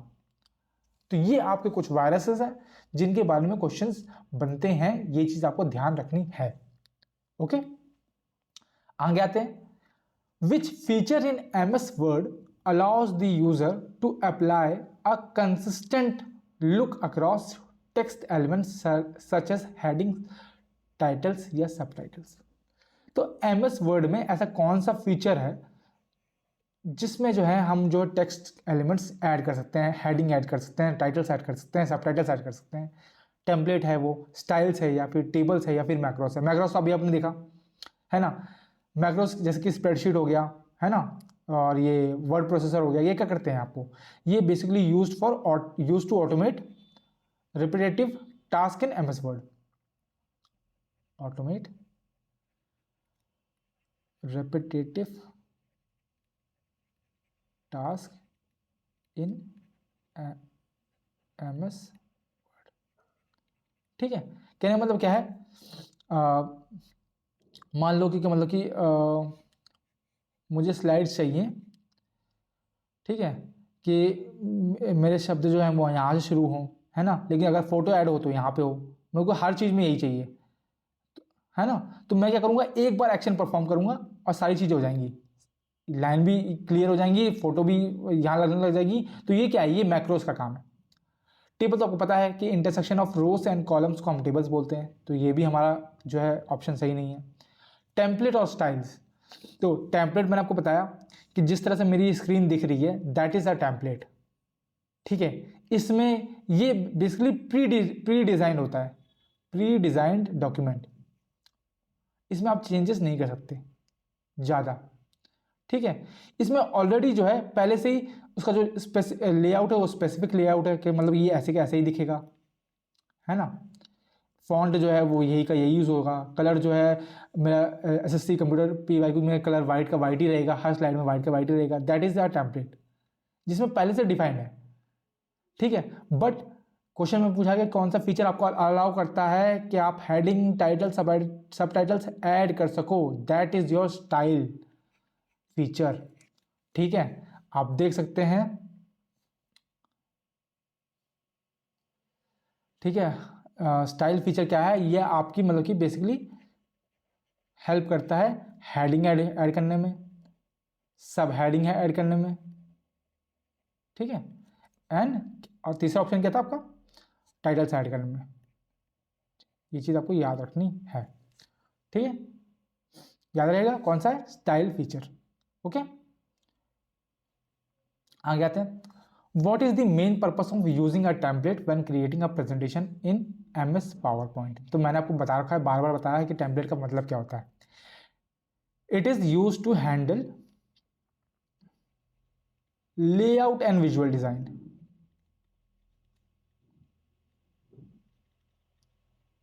ठीक है, तो आप समझ गए। तो अब क्या है ऑप्शन देखिए, to ensure consistency and professionalism, बिल्कुल सही जवाब, पहले ही ऑप्शन आपका सही हो गया। कंसिस्टेंसी मेंटेन हो और प्रोफेशनलिज्म दिखे, मतलब कि आप देख रहे हैं कि आप मेरी जो हर स्लाइड है वो सेम फॉर्मेट की है। SSC कंप्यूटर PYQ यहीं लिखा हुआ है, यहाँ पे SSC का लोगो है, यहाँ पे मेरा लोगो है, यहाँ पे सीजीएल टायर 2 लिखा है। आप देख रहे हैं हर जो है हर स्लाइड में यही सेम फॉर्मेट फॉलो किया। ये क्या बेसिकली टेम्पलेट है ना, और इसका यही यूज़ होता है कि कंसिस्टेंसी मेंटेन हो, ताकि लोगों को लगे कि हाँ भाई प्रोफेशनलिज्म जो है प्रॉपरली आप देख सकते हैं। ये नहीं कि भाई पहली स्लाइड मैंने लाल कर दी, दूसरी स्लाइड मैंने पीली कर दी, तीसरी मैंने हरी कर दी, तो आपको भी मतलब कि देखने में थोड़ा सा बोरियत महसूस होगी, है ना। तो that is the function of template. To automatically insert multimedia content, इसके लिए तो आपको पता है कि कुछ भी ये लेआउट का यूज़ नहीं होता। एनिमेशंस के लिए आपको पता है ये हम ट्रांजिशंस का इस्तेमाल करते हैं, किसका, ट्रांजिशंस का। To create interactive quizzes with in slides, quiz को अगर हमें क्विज बनानी है स्लाइड में तो उसके लिए हम हाइपर लिंक ऐड करते हैं। क्या ऐड करते हैं, हाइपर लिंक। और या फिर हम यूज़ कर सकते हैं मैक्रोस का। मैक्रोस का मतलब क्या होता है, इट इज़ कस्टमाइज प्रोग्रामिंग, अपने हिसाब से, मतलब क्या है ना, दैट इज मैक्रोस। तो इंटरेक्टिव क्विजेस के लिए हम इसका इस्तेमाल कर सकते हैं। तो ये आप देख सकते हैं। डिज़ाइन के अंदर आप देख सकते हैं, डिज़ाइन के अंदर जो है ये बेसिकली ये एक टेम्पलेट है, ये भी दूसरी टेम्पलेट है, ये भी तीसरी है, ये चौथी है, ये है। अगर आप इस पर क्लिक करेंगे तो उसमें पूछता है ऑप्शन कि आप करंट स्लाइड के लिए देख चाह रहे हैं कि सारी स्लाइड से लेकर चाह रहे हैं। तो अगर आपने मान लो ये टिक कर दिया तो हर स्लाइड में भाई आपको हर स्लाइड जो है वो ऐसी की ऐसी ही दिखेगी। इसका जो फॉन्ट है वो सेम होगा। अगर मान लो एरियल ब्लैक इसका फॉन्ट है तो हर स्लाइड में एरियल ब्लैक ही होगा। ठीक है, मान लो फॉन्ट का साइज 10 है तो हर स्लाइड में फॉन्ट 10 ही होगा। ठीक है, बाय डिफॉल्ट। तो that is your design. And ये ट्रांजिशन देख रहे हैं आप, ये एनिमेशन आप देख रहे हैं, ये हेल्प करता है एनिमेशंस के लिए, ये चीज अलग है। ठीक है, तो डिजाइन टैब के अंदर आपके टेम्पलेट्स आते हैं, ये चीज भी आपको ध्यान रखनी है। ओके, आगे आते हैं। Which of the following best describe electronic mail या फिर ईमेल? कौन सी कथन जो है वो ईमेल को सबसे बढ़िया तरीके से डिस्क्राइब करता है? ईमेल क्या होता है, ये कौन सी चीज बताती है? A method of sending message electronically over a computer network. बिल्कुल सही जवाब। इलेक्ट्रॉनिकली हम जो है इंटरनेट के ऊपर जो है एक दूसरे को मैसेज भेज सकते हैं, वो ईमेल का काम है। बिल्कुल सही जवाब। याद रखना, मैंने आपको बताया है कि ईमेल जो है सिर्फ और सिर्फ मैसेज भेजने में हेल्प करता है, ना कि वॉइस कॉल या फिर वीडियो कॉल में, और ना ही वो स्टोर करने में हेल्प करता है। कोई भी चीज़ स्टोर नहीं करता। आप सोचो कि आप अपनी फ़ोटो को स्टोर कर सकते हो, उसके लिए आपको फ़ोन में गूगल ड्राइव आप यूज़ करते हैं, ईमेल यूज़ नहीं करते। समझ रहे हैं? ईमेल का एक लिमिटेड स्टोरेज होता है कि हम इतनी MB इतनी GB तक चीज़ें स्टोर कर सकते हैं। ठीक है, ये चीज़ आपको बतानी चाहिए। और हर माइक्रोसॉफ्ट आउटलुक का अलग है स्टोरेज और इसका जीमेल का अलग है। ठीक है, a system for storing, second option देखते हैं, a storing for digital files on cloud. Cloud क्या होता है? क्लाउड जिसको हम बोलते हैं एक्चुअली में क्लाउड कंप्यूटिंग, जैसे गूगल ड्राइव होगी। गूगल ड्राइव का मतलब क्या है कि आप इंटरनेट पे जो है, इंटरनेट पे अपनी डेटा को स्टोर कर रहे हैं, आप वहां से कभी भी डाउनलोड कर सकते हैं। That is your cloud. जो ऑनलाइन स्टोरेज डिवाइसेस होते हैं, दैट इज योर क्लाउड। और एज ए सिस्टम को हम बोलते हैं क्लाउड कंप्यूटिंग सिस्टम, या फिर जैसे कि जिसका एग्जांपल जो है वो गूगल ड्राइव है। A type of secure online transaction system, इसको हम बोलते हैं पेमेंट गेटवेज। क्या बोलते हैं? Payment gateways. ठीक है, जो प्रोटेक्ट करते हैं हमारी डेटा को, हमारे सेंसिटिव डेटा को जो प्रोटेक्ट करते हैं, that is payment gateways. Secure online transaction system, a service use to make phone call over the internet. अगर हमें इंटरनेट के ऊपर फोन कॉल करना है तो उसके लिए मैंने बताया था आपको VoIP, voice over internet protocol जो है सर्विसेज, उनका हम इस्तेमाल करते हैं। तो ये आई होप आपको सारे ऑप्शन भी समझ में आए होंगे। ठीक है, और जब हम ईमेल भेजते हैं, मेल सेंड करते हैं, तो उसमें हम एक प्रोटोकॉल यूज होता है, that is called simple mail transfer protocol. Simple mail transfer protocol. ठीक है, ये चीज़ आपको समझनी है। ऐसा नहीं होता भाई मेरे कि आपने यहाँ से मैसेज भेजा वो डायरेक्टली दूसरे के पास पहुँच गया, ऐसा नहीं होता। पहले के ज़माने में आपको भी पता है, अगर आप चिट्ठी लिखते थे, आप चिट्ठी लिखते थे तो आप पहले पोस्ट ऑफिस जाते थे, आपने चिट्ठी लिखी, वो चिट्ठी उसने बोरी में भर के ट्रेन में डाल दी, ट्रेन से जो है दूसरी जगह गई, वो दूसरी जगह पोस्ट ऑफिस में गई, फिर डाकिया ने, मान लो आप एक क्षेत्र जो आपके एरिया का जहाँ चिट्ठी जानी थी उस एरिया का डाकिया है जो पोस्टमैन है, वो उसने चिट्ठी उठाई, फिर वो घर जाकर डिलीवर करता था, है ना। ऐसा तो नहीं होता था कि भाई आपने यहाँ से चिट्ठी भेजी तुरंत उसके हाथ में पहुँच गई, नहीं होता ना। सेम चीज़ जो भाई है वो इंटरनेट के केस में भी ऐसा ही होता है। आप मान लो सेंडर हो, आपने एक मैसेज भेजा, ठीक है, वो एक चैनल के थ्रू जाएगा सर्वर पे, उस चैनल का नाम है सिंपल मेल ट्रांसफर प्रोटोकॉल, उसके थ्रू जाएगा वो सर्वर पे। ठीक है, सर्वर पे गया, आगे वो SMTP प्रोटोकॉल वापस फॉलो करेगा, फिर वो दूसरे सिस्टम में जाएगा थ्रू द इंटरनेट, है ना, और फिर मेल डिलीवरी होगी, रिसीवर को मैसेज रिसीव होगा। तो इस तरह से ये काम करते हैं। ठीक है, आगे हम इन फ्यूचर जो है हम SMTP की जब बात करेंगे तो मैं आपको और ब्रीफली समझाऊंगा। अभी आप ये समझिए कि एक मैसेज को ईमेल में सेंडर से रिसीवर तक पहुंचने के लिए जिस प्रोटोकॉल का यूज करते हैं that is SMTP, simple mail transfer protocol. Okay, अगले क्वेश्चन पे आते हैं। Match the task manager tabs in column A with their respective functionality, process, performance, startup या फिर ऐप हिस्ट्री। आपको इनके फंक्शंस को मैच करना है। तो प्रोसेसेस क्या होते हैं? Monitors, overall CPU, memory, disk and network usage. तो ये तो आपको परफॉर्मेंस हो जाएगा, है ना। परफॉर्मेंस क्या करता है? परफॉर्मेंस का इसका मतलब क्या है कि आप मॉनिटर कर रहे हैं कि भाई CPU ने कितना टाइम लिया, मेमोरी कितनी इस्तेमाल हुई, डिस्क कितना हुआ, नेटवर्क पे कितना यूसेज हुआ, ये सब क्या है? मतलब परफॉर्मेंस चेक कर रहे हैं। तो सेकंड का बी हो गया, सेकंड का ए हो गया। सेकंड का ए जो है आप देख सकते हैं एक ही ऑप्शन में है, तो यही ऑप्शन क्लियर हो गया। प्रोसेस क्या हो गया? प्रोसेस आपका हो गया display, active application and background process. अभी फिलहाल में कौन सा जो एप्लीकेशन स्टार्ट ओपन है दैट इज योर प्रोसेस। जैसे कि मेरे केस में जो है पावर पॉइंट ओपन है, समझ रहे हैं? तो पावर पॉइंट बेसिकली एक प्रोसेस है, डिजिटल भाषा में, कंप्यूटर की भाषा में पावर पॉइंट एक प्रोसेस है। और पीछे और क्या क्या काम चल रहे हैं वो भी एक प्रोसेस है। जैसे मान लो मेरी जो सिस्टम है उसकी क्लॉक चल रही है बराबर, टाइम बराबर बता रही है, तो that is a process also. Startup क्या है? स्टार्टअप है जो कंप्यूटर सिस्टम स्टार्ट होता है उस टाइम पे जो प्रोग्राम्स रन होते हैं that is known a startup. नाम से समझो, स्टार्टअप। ठीक है। ऐप हिस्ट्री क्या है? It shows resource usage from Windows store apps. ठीक है। जो विंडोज स्टोर ऐप, जो एप्लीकेशंस हैं, जो ऐप्स हैं, उनकी जो रिसोर्स स्टोरेज है, यूसेज जो है ना, किसने कितना यूज किया, that is your app history. App की हिस्ट्री, समझ रहे हो? ऐप और ऐप यहाँ पे भी है। तो इस तरह से आपको करना था। इजी था, कुछ नहीं था।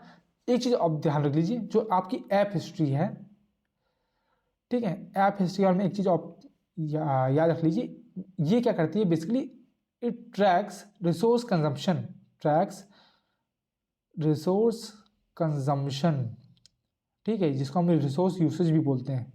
ठीक है।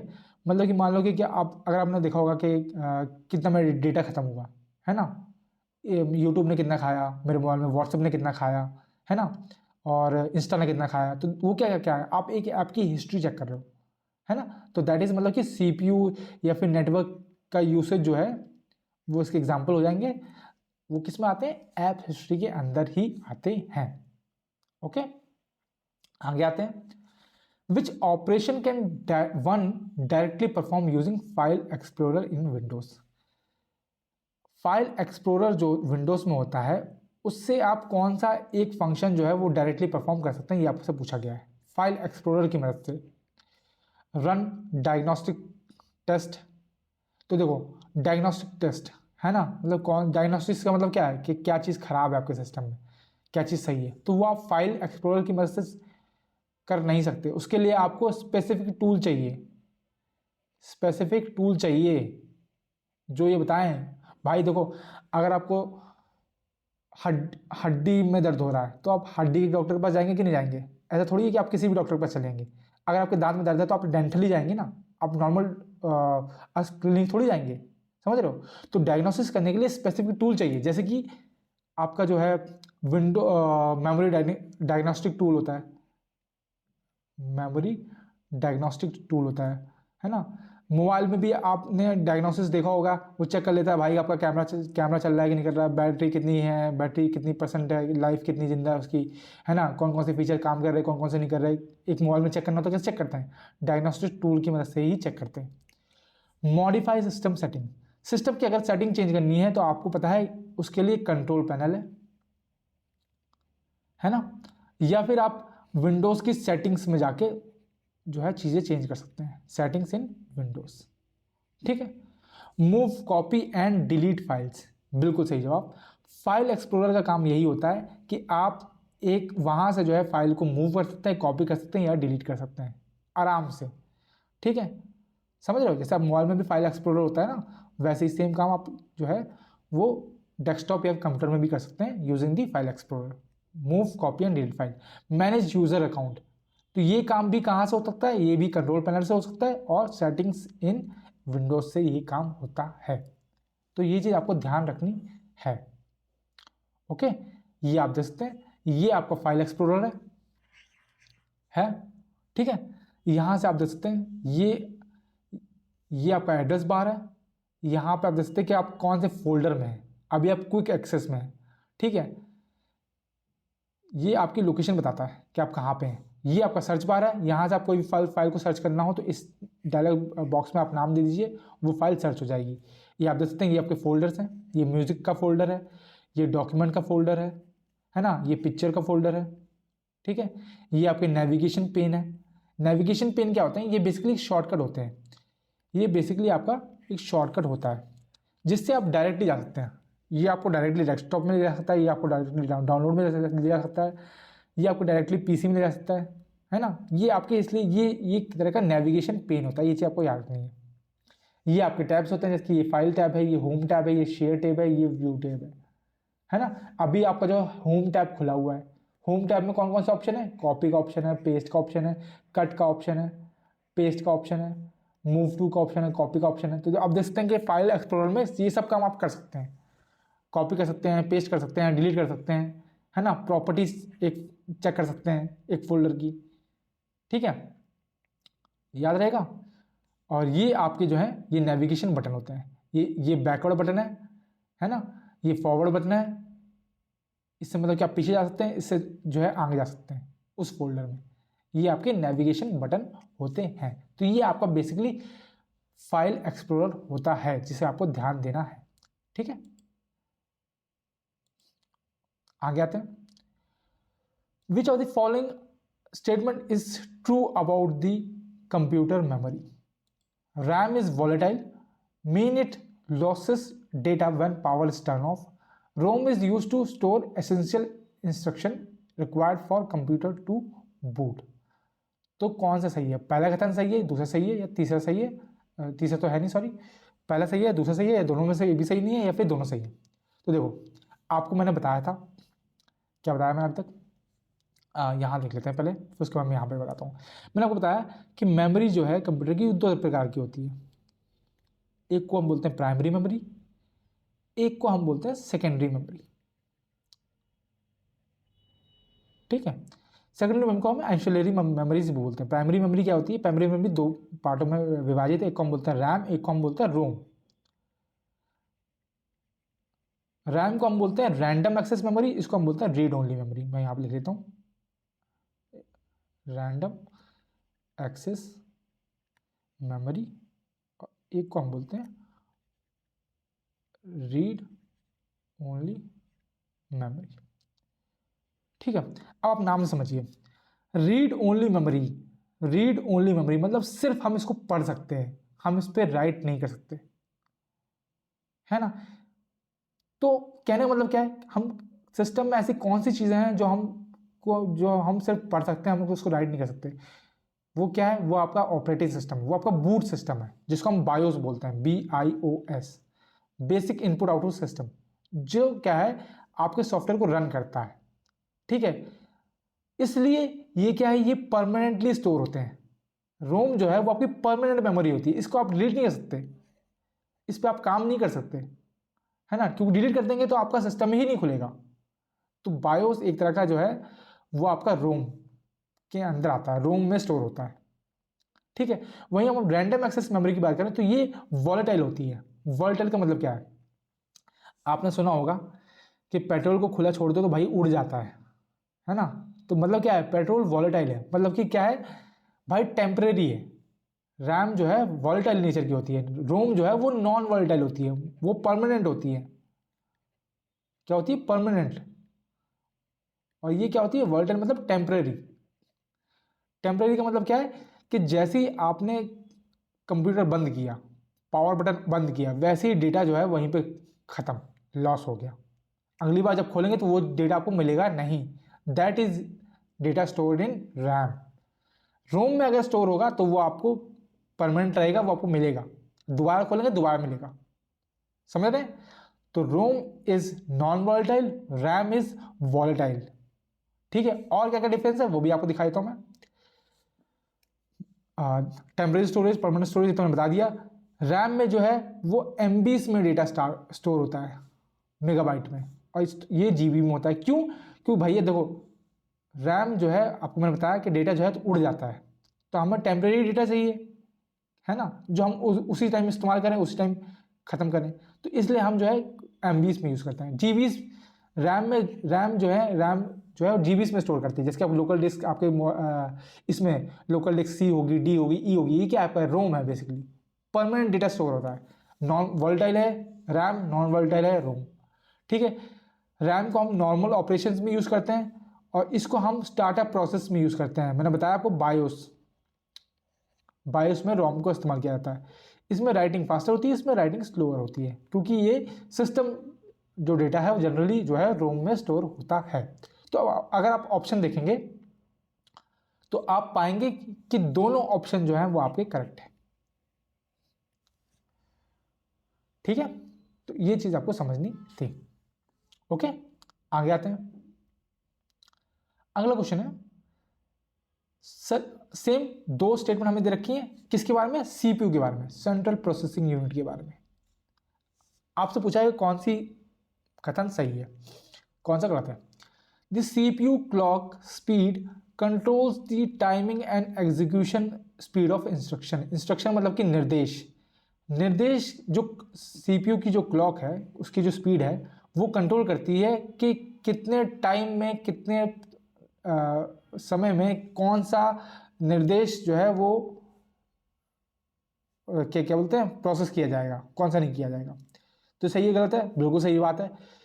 क्लॉक स्पीड जो होती है CPU की, याद रखना, वही बताती है कि आपका प्रोसेसर जो है वो कितना फास्ट है। ठीक है, कितना फास्ट है भाई, सिंपल सी बात है। जो प्रोसेसर जल्दी जल्दी जो है निर्देश को क्या बोलते हैं एग्जीक्यूट कर पाएगा, ठीक है, टाइमली कर पाएगा, वो उसकी क्लॉक उतनी तेजी से घूमेगी, वो उतनी रोटेशन मार पाएगा, है ना, उतनी साइकिल कंप्लीट कर पाएगा। इसका मतलब क्या है? उसका प्रोसेसर उतना ही फास्ट रहेगा। सेकंड पे आते हैं, the CPU cache memory.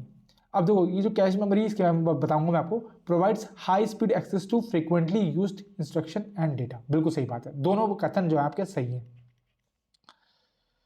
Option number A आपका सही है। ठीक है, मैंने आपको बताया कि मेमोरी जो है बेसिकली दो प्रकार की होती है ना। एक को हम बोलते हैं प्राइमरी, एक को बोलते हैं सेकेंडरी। लेकिन अगर हम नॉर्मल समझें, ये आपका कंप्यूटर डायग्राम है, इस पर पहले आने से पहले मैं आपको एक बार थोड़ा सा कैश मेमोरी के बारे में बता देता हूँ। अच्छा, यहीं पे बता देता हूँ मैं।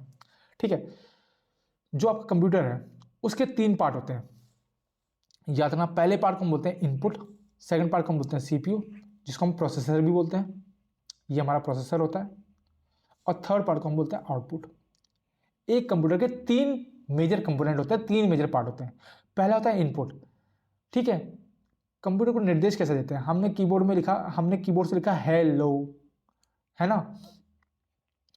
हेलो लिखा, मैंने एच दबाया, मैंने ई दबाया, मैंने 2 बार एल दबाया, मैंने 1 बार ओ दबाया, वो गया CPU के अंदर। CPU ने देखा कि भाई इसने जो है एच दबाया, इसने फिर ई दबाया, फिर इसने एल दबाया, फिर इसने वापस एल दबाया, फिर ओ दबाया। तो उसके बाद उसने क्या किया? आउटपुट उसने स्क्रीन में शो किया, उसने स्क्रीन में हेलो लिखा हुआ दिखाया, स्क्रीन में, कंप्यूटर स्क्रीन में, है ना। तो ये कौन है? दिखाने का काम कौन करता है? वो आउटपुट डिवाइस करता है। इनपुट जो है वो हमारे इनपुट लेने का काम करता है। CPU जो है वो समझता है कि भैया एक्चुअली इसमें हुआ क्या है। CPU के 3 पार्ट है, control unit, ALU arithmetic and logic unit, और मेमोरी यूनिट। कंट्रोल यूनिट ये कंट्रोल करती है कि कौन सा प्रोसेस जो है पहले होगा, कौन सा प्रोसेस बाद में होगा, ठीक है, किसकी कौन सी प्रायोरिटी है, ये सब कौन कंट्रोल यूनिट तय करेगी। अरिथमेटिक लॉजिक यूनिट जो है वो आपकी अरिथमेटिक फंक्शन करती है, मतलब प्लस माइनस जोड़ घटाओ ये सब जो है वो अरिथमेटिक ALU का काम है। ठीक है, जो कैलकुलेशंस वगैरह है वो आपका ALU का काम है। मेमोरी यूनिट का काम जो है वो स्टोरेज का है, कि आपके डेटा को स्टोर रखे, दैट इज द काम ऑफ मेमोरी यूनिट। अब मेमोरी यूनिट जो है, मेमोरी जो है बहुत प्रकार की होती है। ठीक है, मेन तो हम 2 पढ़ते हैं, प्राइमरी और सेकेंडरी। उसके अलावा एक होती है कैश मेमोरी, है ना, जो CPU और प्राइमरी मेमोरी जो है ना, जो रैम और रोम होती हैं उसके बीच में होती है। ठीक है, सॉरी कैश लिखना था इसका। ठीक है, क्यों होती है? क्योंकि भाई ये एक फास्टेस्ट मेमोरी होती है। ये जो है फ्रीक्वेंटली जो काम हुआ है, अभी जो काम हुआ वो स्टोर करती है। ठीक है, मान लो अभी आपने सर्च किया कि how to score good marks in computer in the SSC mains exam, ये आपने सर्च किया। ठीक है, और फिर आपने देखा, फिर आपने रख दिया। ठीक है, अब ये क्या है, ये कोई आपने वो क्या बोलते हैं, सेव तो किया नहीं है ना, तो ये कहाँ स्टोर होगा? ये कैश मेमोरी में होगा। नेक्स्ट टाइम आप जो ओपन करेंगे तो आप देखते हैं कि जिस लिंक पर आपने ओपन किया होता है वो लिंक आपका ब्लू कलर का हो जाता है ना, हो जाता है कि नहीं हो जाता? तो उसका मतलब क्या है, वो चीज़ कहाँ स्टोर है? वो कैश मेमोरी में स्टोर है, और आपने जैसे क्लिक किया वैसे तो उसने तुरंत उसको दे दिया। ये है कैश मेमोरी। वहीं अगर वो कंप्यूटर जो है, सीपीयू जो है, वो प्राइमरी मेमोरी से अगर चीज़ें लेगा तो उसको टाइम लगेगा। वो पहले कैशे मेमोरी में जाएगा, कैशे मेमोरी जो है प्राइमरी मेमोरी जाएगी, प्राइमरी मेमोरी से चीज़ें उठाएगी, वो कैशे में आएगी, फिर कैशे से वापस आएगी, तो टाइम लगेगा। इसलिए जो है कैशे मेमोरी जो है वो बीच एक मिडिल होती है।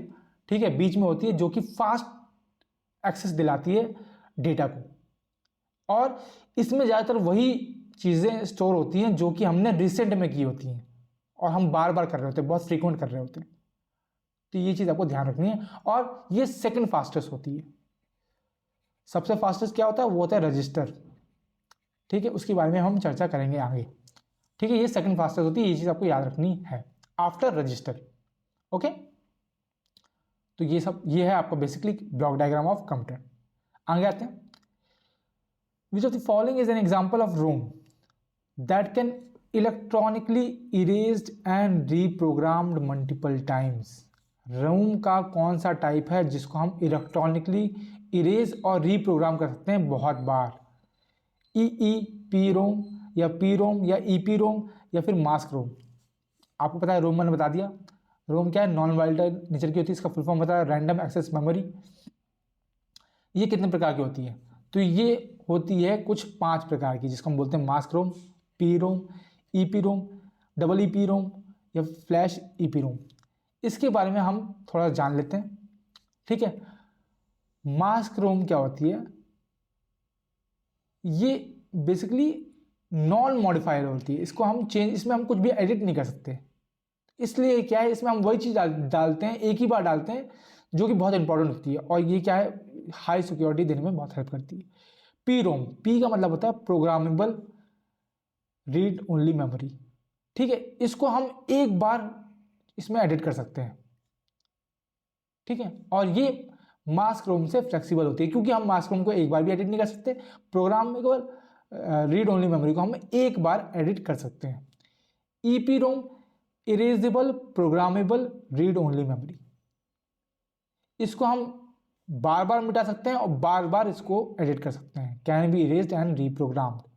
ठीक है, इसलिए हम इसको डेवलपमेंट और टेस्टिंग में यूज़ करते हैं, क्योंकि हमें पता है कि कोई चीज़ हमें कमी लगी, फिर हमने फिर से मिटाया उसको, फिर से हमने कोई नया प्रोग्राम लिखा, है ना, तो इसलिए हम लोग उसको डेवलपिंग और टेस्टिंग में यूज़ करते हैं। डबल ई पी रोम जो होता है वो हमारा electrically erasable programmable read only memory होती है। तो कहने का मतलब क्या है, जो क्वेश्चन में पूछा था, है electronically erased reprogrammable multiple times, that is double E P Rome, electronically erasable programmable read only memory.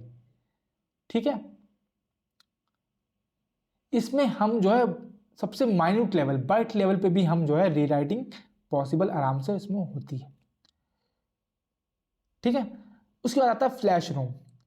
ये फ्लैश, ये सबसे फास्ट प्रोसेस होती है ना, और इसमें जो है हम ब्लॉक्स में जो है चीज़ों को डिलीट करते हैं, चीज़ों को एडिट करते हैं, और ये सबसे ज़्यादा यूज़ जो है वो यही होती है इस समय, फ्लैश रोम्स। ठीक है, बाकी जो है वो बाइट्स में या फिर बिट में जो है यूज़ होती है, ये जो है वो ब्लॉक्स में यूज़ होती है, ये चीज़ आपको ध्यान रखनी है। ठीक है, ओके, तो ये आपकी 5 तरह की रोम है, जिसको आपको याद रखना है कि क्या इसका मतलब है, और मेनली क्या है, इनकी जो फुल फॉर्म है वही बेसिकली इनका पूरा मतलब समझा देती है आपको। ठीक है, बाकी डिसएडवांटेज आपको देखने तो देख लीजिए, बाकी ये पूछे जाते नहीं है। ठीक है, फिर भी इन फ्यूचर आ सकता, तो एक बार इसका स्क्रीनशॉट ले लेंगे आप। आगे आते हैं। मैच दी फॉलोइंग करने हैं हमें एक फीचर को उसके फंक्शनैलिटी के साथ। फीचर को फंक्शनैलिटी के साथ। सर्च बार का क्या मतलब है, क्विक एक्सेस का क्या मतलब है, वाइल्ड कार्ड का क्या मतलब है, फाइल शॉर्टिंग का क्या मतलब है। तो सर्च बार का मतलब समझ रहे हैं, जहां पे चीजें सर्च होती है। मैं आपको बताया था फाइल एक्सप्लोरर में यहाँ पे एक सर्च बार बना हुआ था, आपने ध्यान दिया हो कि मैंने बताया था कि इसमें कोई भी चीज़ लिख दोगे उसके नाम से तो वो चीज़ आपको सर्च मिल जाएगी। तो क्या करता है ये, it refine searches for files and with partial names. Sorry, ये तो वाइल्ड कार्ड की डेफिनेशन है। सर्च बार की डेफिनेशन क्या है, it locates files and folder bye typing keywords.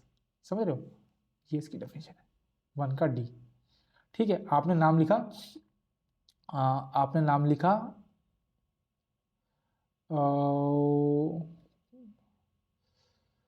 मान लो कंप्यूटर PYQ लिखा आपने। ठीक है, तो कंप्यूटर PYQ नाम की जितनी भी फाइल्स होंगी, चाहे वो कंप्यूटर PYQ 1 हो, चाहे कंप्यूटर PYQ 2 हो, चाहे कंप्यूटर PYQ 3 हो, जिसमें भी कंप्यूटर PYQ कीवर्ड आ रहा है वो सारी फाइल आपके पास दिख जाएंगी आपको। That is the use of search bar. Quick access क्या करता है, it is use to display file and folder recently access. जो आपने रिसेंट में खोले हैं, है ना, कौन कौन सी चीज़ खोली है वो आपकी क्विक एक्सेस में दिख जाती है। वाइल्ड कार्ड जो है वो आपकी की है, मैंने बताया आपको, rewind searches from file with partial names. जैसे कि फॉर एग्जांपल मैं को समझा भी देता हूँ यहाँ पे तो आपको बेहतर समझ आएगा। वाइल्ड कार्ड में याद रखना, हम जो है एक होता है एस्ट्रिक्स। एस्ट्रिक्स जानते हैं ना आप, एस्ट्रिक्स ऐसे करके होता है। एस्ट्रिक्स का हम यूज़ करते हैं और हम क्वेश्चन मार्क, इन सिंबल्स का यूज़ करते हैं। मान लो अगर मैंने लिखा एक्सट्रिक्स, मैंने साइन लगाया ये वाला और मैंने लिखा तो .docx, इस तरह से मैंने सर्च किया तो ये क्या करेगा, एक्सट्रिक्स मतलब कि ऑल, तो ये सारे .docx जो है वो वर्ड डॉक्यूमेंट की एक्सटेंशन होती है। तो ये सारी जितनी वर्ड डॉक्यूमेंट के फाइल्स होंगे वो सबको ये ढूंढ देगा और आपके सामने लाके पेश कर देगा। That is your wild card, जिसमें हम एस्ट्रिक्स या क्वेश्चन मार्क वगैरह के सिंबल्स यूज करते हैं। फाइल शॉर्टिंग क्या है, it allows grouping and sorting files by attribute. तो आपका कौन सा हो जाएगा, तो हो जाएगा 1D 2A 3C 4B। I hope आपको ये चीज़ समझ में आई होगी। बहुत इजी था, ज़्यादा कुछ हार्ड कॉन्सेप्ट नहीं था। ठीक है, आते हैं आज के लास्ट क्वेश्चन पे। लास्ट क्वेश्चन बोलता है what is the maximum length of characters that can B accommodate in a column. एक कॉलम में जितने आ सकते हैं इन MS Excel 2003। तो MS Excel 2003 की बात कर रहा है। आपको पता है MS Excel की बहुत सारे वेरिएंट हैं, 2007 है, 2003 है, बहुत सारे हैं। आपको 2003 से पूछा गया कि 2003 में जो है कॉलम में कितने कैरेक्टर आ सकते हैं। तो याद रखना है कॉलम में आप कह सकते हैं 255 कैरेक्टर्स। ठीक है, और 65,536 कैरेक्टर जो हैं ये रोज में आ सकते हैं। किसमें, रोज में, इन MS Excel 2003। ठीक है, और आपको MS Excel 2003 के बारे में और चीज़ पता होनी चाहिए, जैसे कि इसमें जो डिफॉल्ट जो फॉन्ट होता है वो कौन सा होता है, वो होता है एरियल का। एरियल डिफॉल्ट फॉन्ट होता है जिसका साइज जो है बाय डिफॉल्ट साइज 10 होता है। ठीक है, इसमें MS Excel 2003 में जो है डिफॉल्ट कॉलम साइज कितना होता है वो भी आपको पता होना चाहिए। इसके बारे पे क्वेश्चन बना है, आपको ध्यान रखना है, या तो आप सर्च कर लीजिए आपको पता चल जाएगा। और डिफॉल्ट रो साइज कितना होता है, तो डिफॉल्ट रो साइज जो है वो 15 होता है और कॉलम साइज जो होता है वो 8.43 होता है। ये चीज़ आपको पता होनी चाहिए। ठीक है, और थोड़ा सा मैं आपको पूछ लेता हूँ, जैसे एक क्वेश्चन आया था, उसने पूछा था कि मिनिमम रोज एंड कॉलम कितनी ज़रूरी होती है, that can be used to create a table.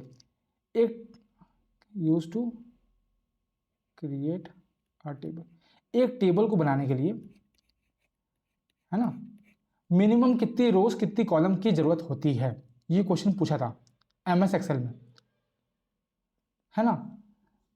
आप बोलेंगे कि सर एक रो और क्या बोलते हैं, अगर दो कॉलम्स हैं और एक रो है तब भी आप टेबल बन सकता है, तो ऐसा टेबल नहीं बनता। तो याद रखना है एमएस एक्सेल में मिनिमम 4 रोज चाहिए और 1 कॉलम चाहिए, तो आप टेबल क्रिएट कर सकते हैं। अगर ये क्राइटेरिया नहीं फॉलो कर रहे आप तो आप मिनिमम 1 टेबल क्रिएट नहीं कर सकते।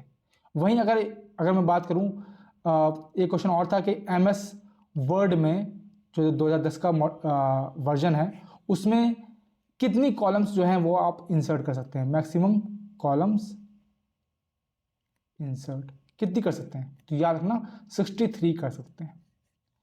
ठीक है, ये 2 क्वेश्चन मतलब कि अभी मैं रिसेंट पीवाईक्यूज लगा रहा था तो मुझे ये क्वेश्चन मिले तो मुझे एकदम से याद रहे, इसलिए मैंने आपको ये बता दिए। ठीक है, तो यहीं पे जो है हमारा आज का सेशन समाप्त होता है। कैसा लगा, आपने एंजॉय किया, आपको चीज़ें समझ में आई, मुझे कमेंट सेक्शन में ज़रूर बताइएगा। हम फिर मिलेंगे अगले पीवाईक्यूज को सॉल्व करने के लिए, और उसमें भी मैं आपको चीज़ें बताऊंगा एकदम सिंपल वे में। कोशिश करता हूं मैं कि जितनी सिंपल तरीके से मैं आपको समझा सकूं उतनी इजी लैंग्वेज में आपको समझाऊं, है ना। और कोशिश करता हूं कि मैं सिर्फ वही चीज़ें बताऊं जो ऑलरेडी पूछी गई हैं पीवाईक्यूज में। ठीक है, मैं ये प्रिडिक्ट नहीं करता कि ये आगे भी आ सकती हैं या नहीं आ सकती हैं, मैं सिर्फ फैक्ट्स की बात करूंगा कि जो क्वेश्चंस ऑलरेडी पूछे गए हैं, ताकि अगर आप ऑनलाइन सर्च करो तो आपको मिले कि हाँ ये क्वेश्चन मैंने बताया है और ये क्वेश्चन पूछा गया है ऑलरेडी। ठीक है, उसके बाद हम जो है लास्ट में पैटर्न्स देख लेंगे कि आप ये जो किस टॉपिक से हमें क्वेश्चन हैं वो देखने को मिले हैं, और उसके हिसाब से हम ये अजम्पशन कर लेंगे कि हाँ ये टॉपिक्स जो है वो क्रूशियल हैं CGL 2025 या CHSL 2025 मेंस वगैरह के लिए, या फिर रेलवे के मेंस के लिए। ठीक है, तो मिलते हैं अगले वीडियो में, तब तक के लिए राधे राधे सभी को।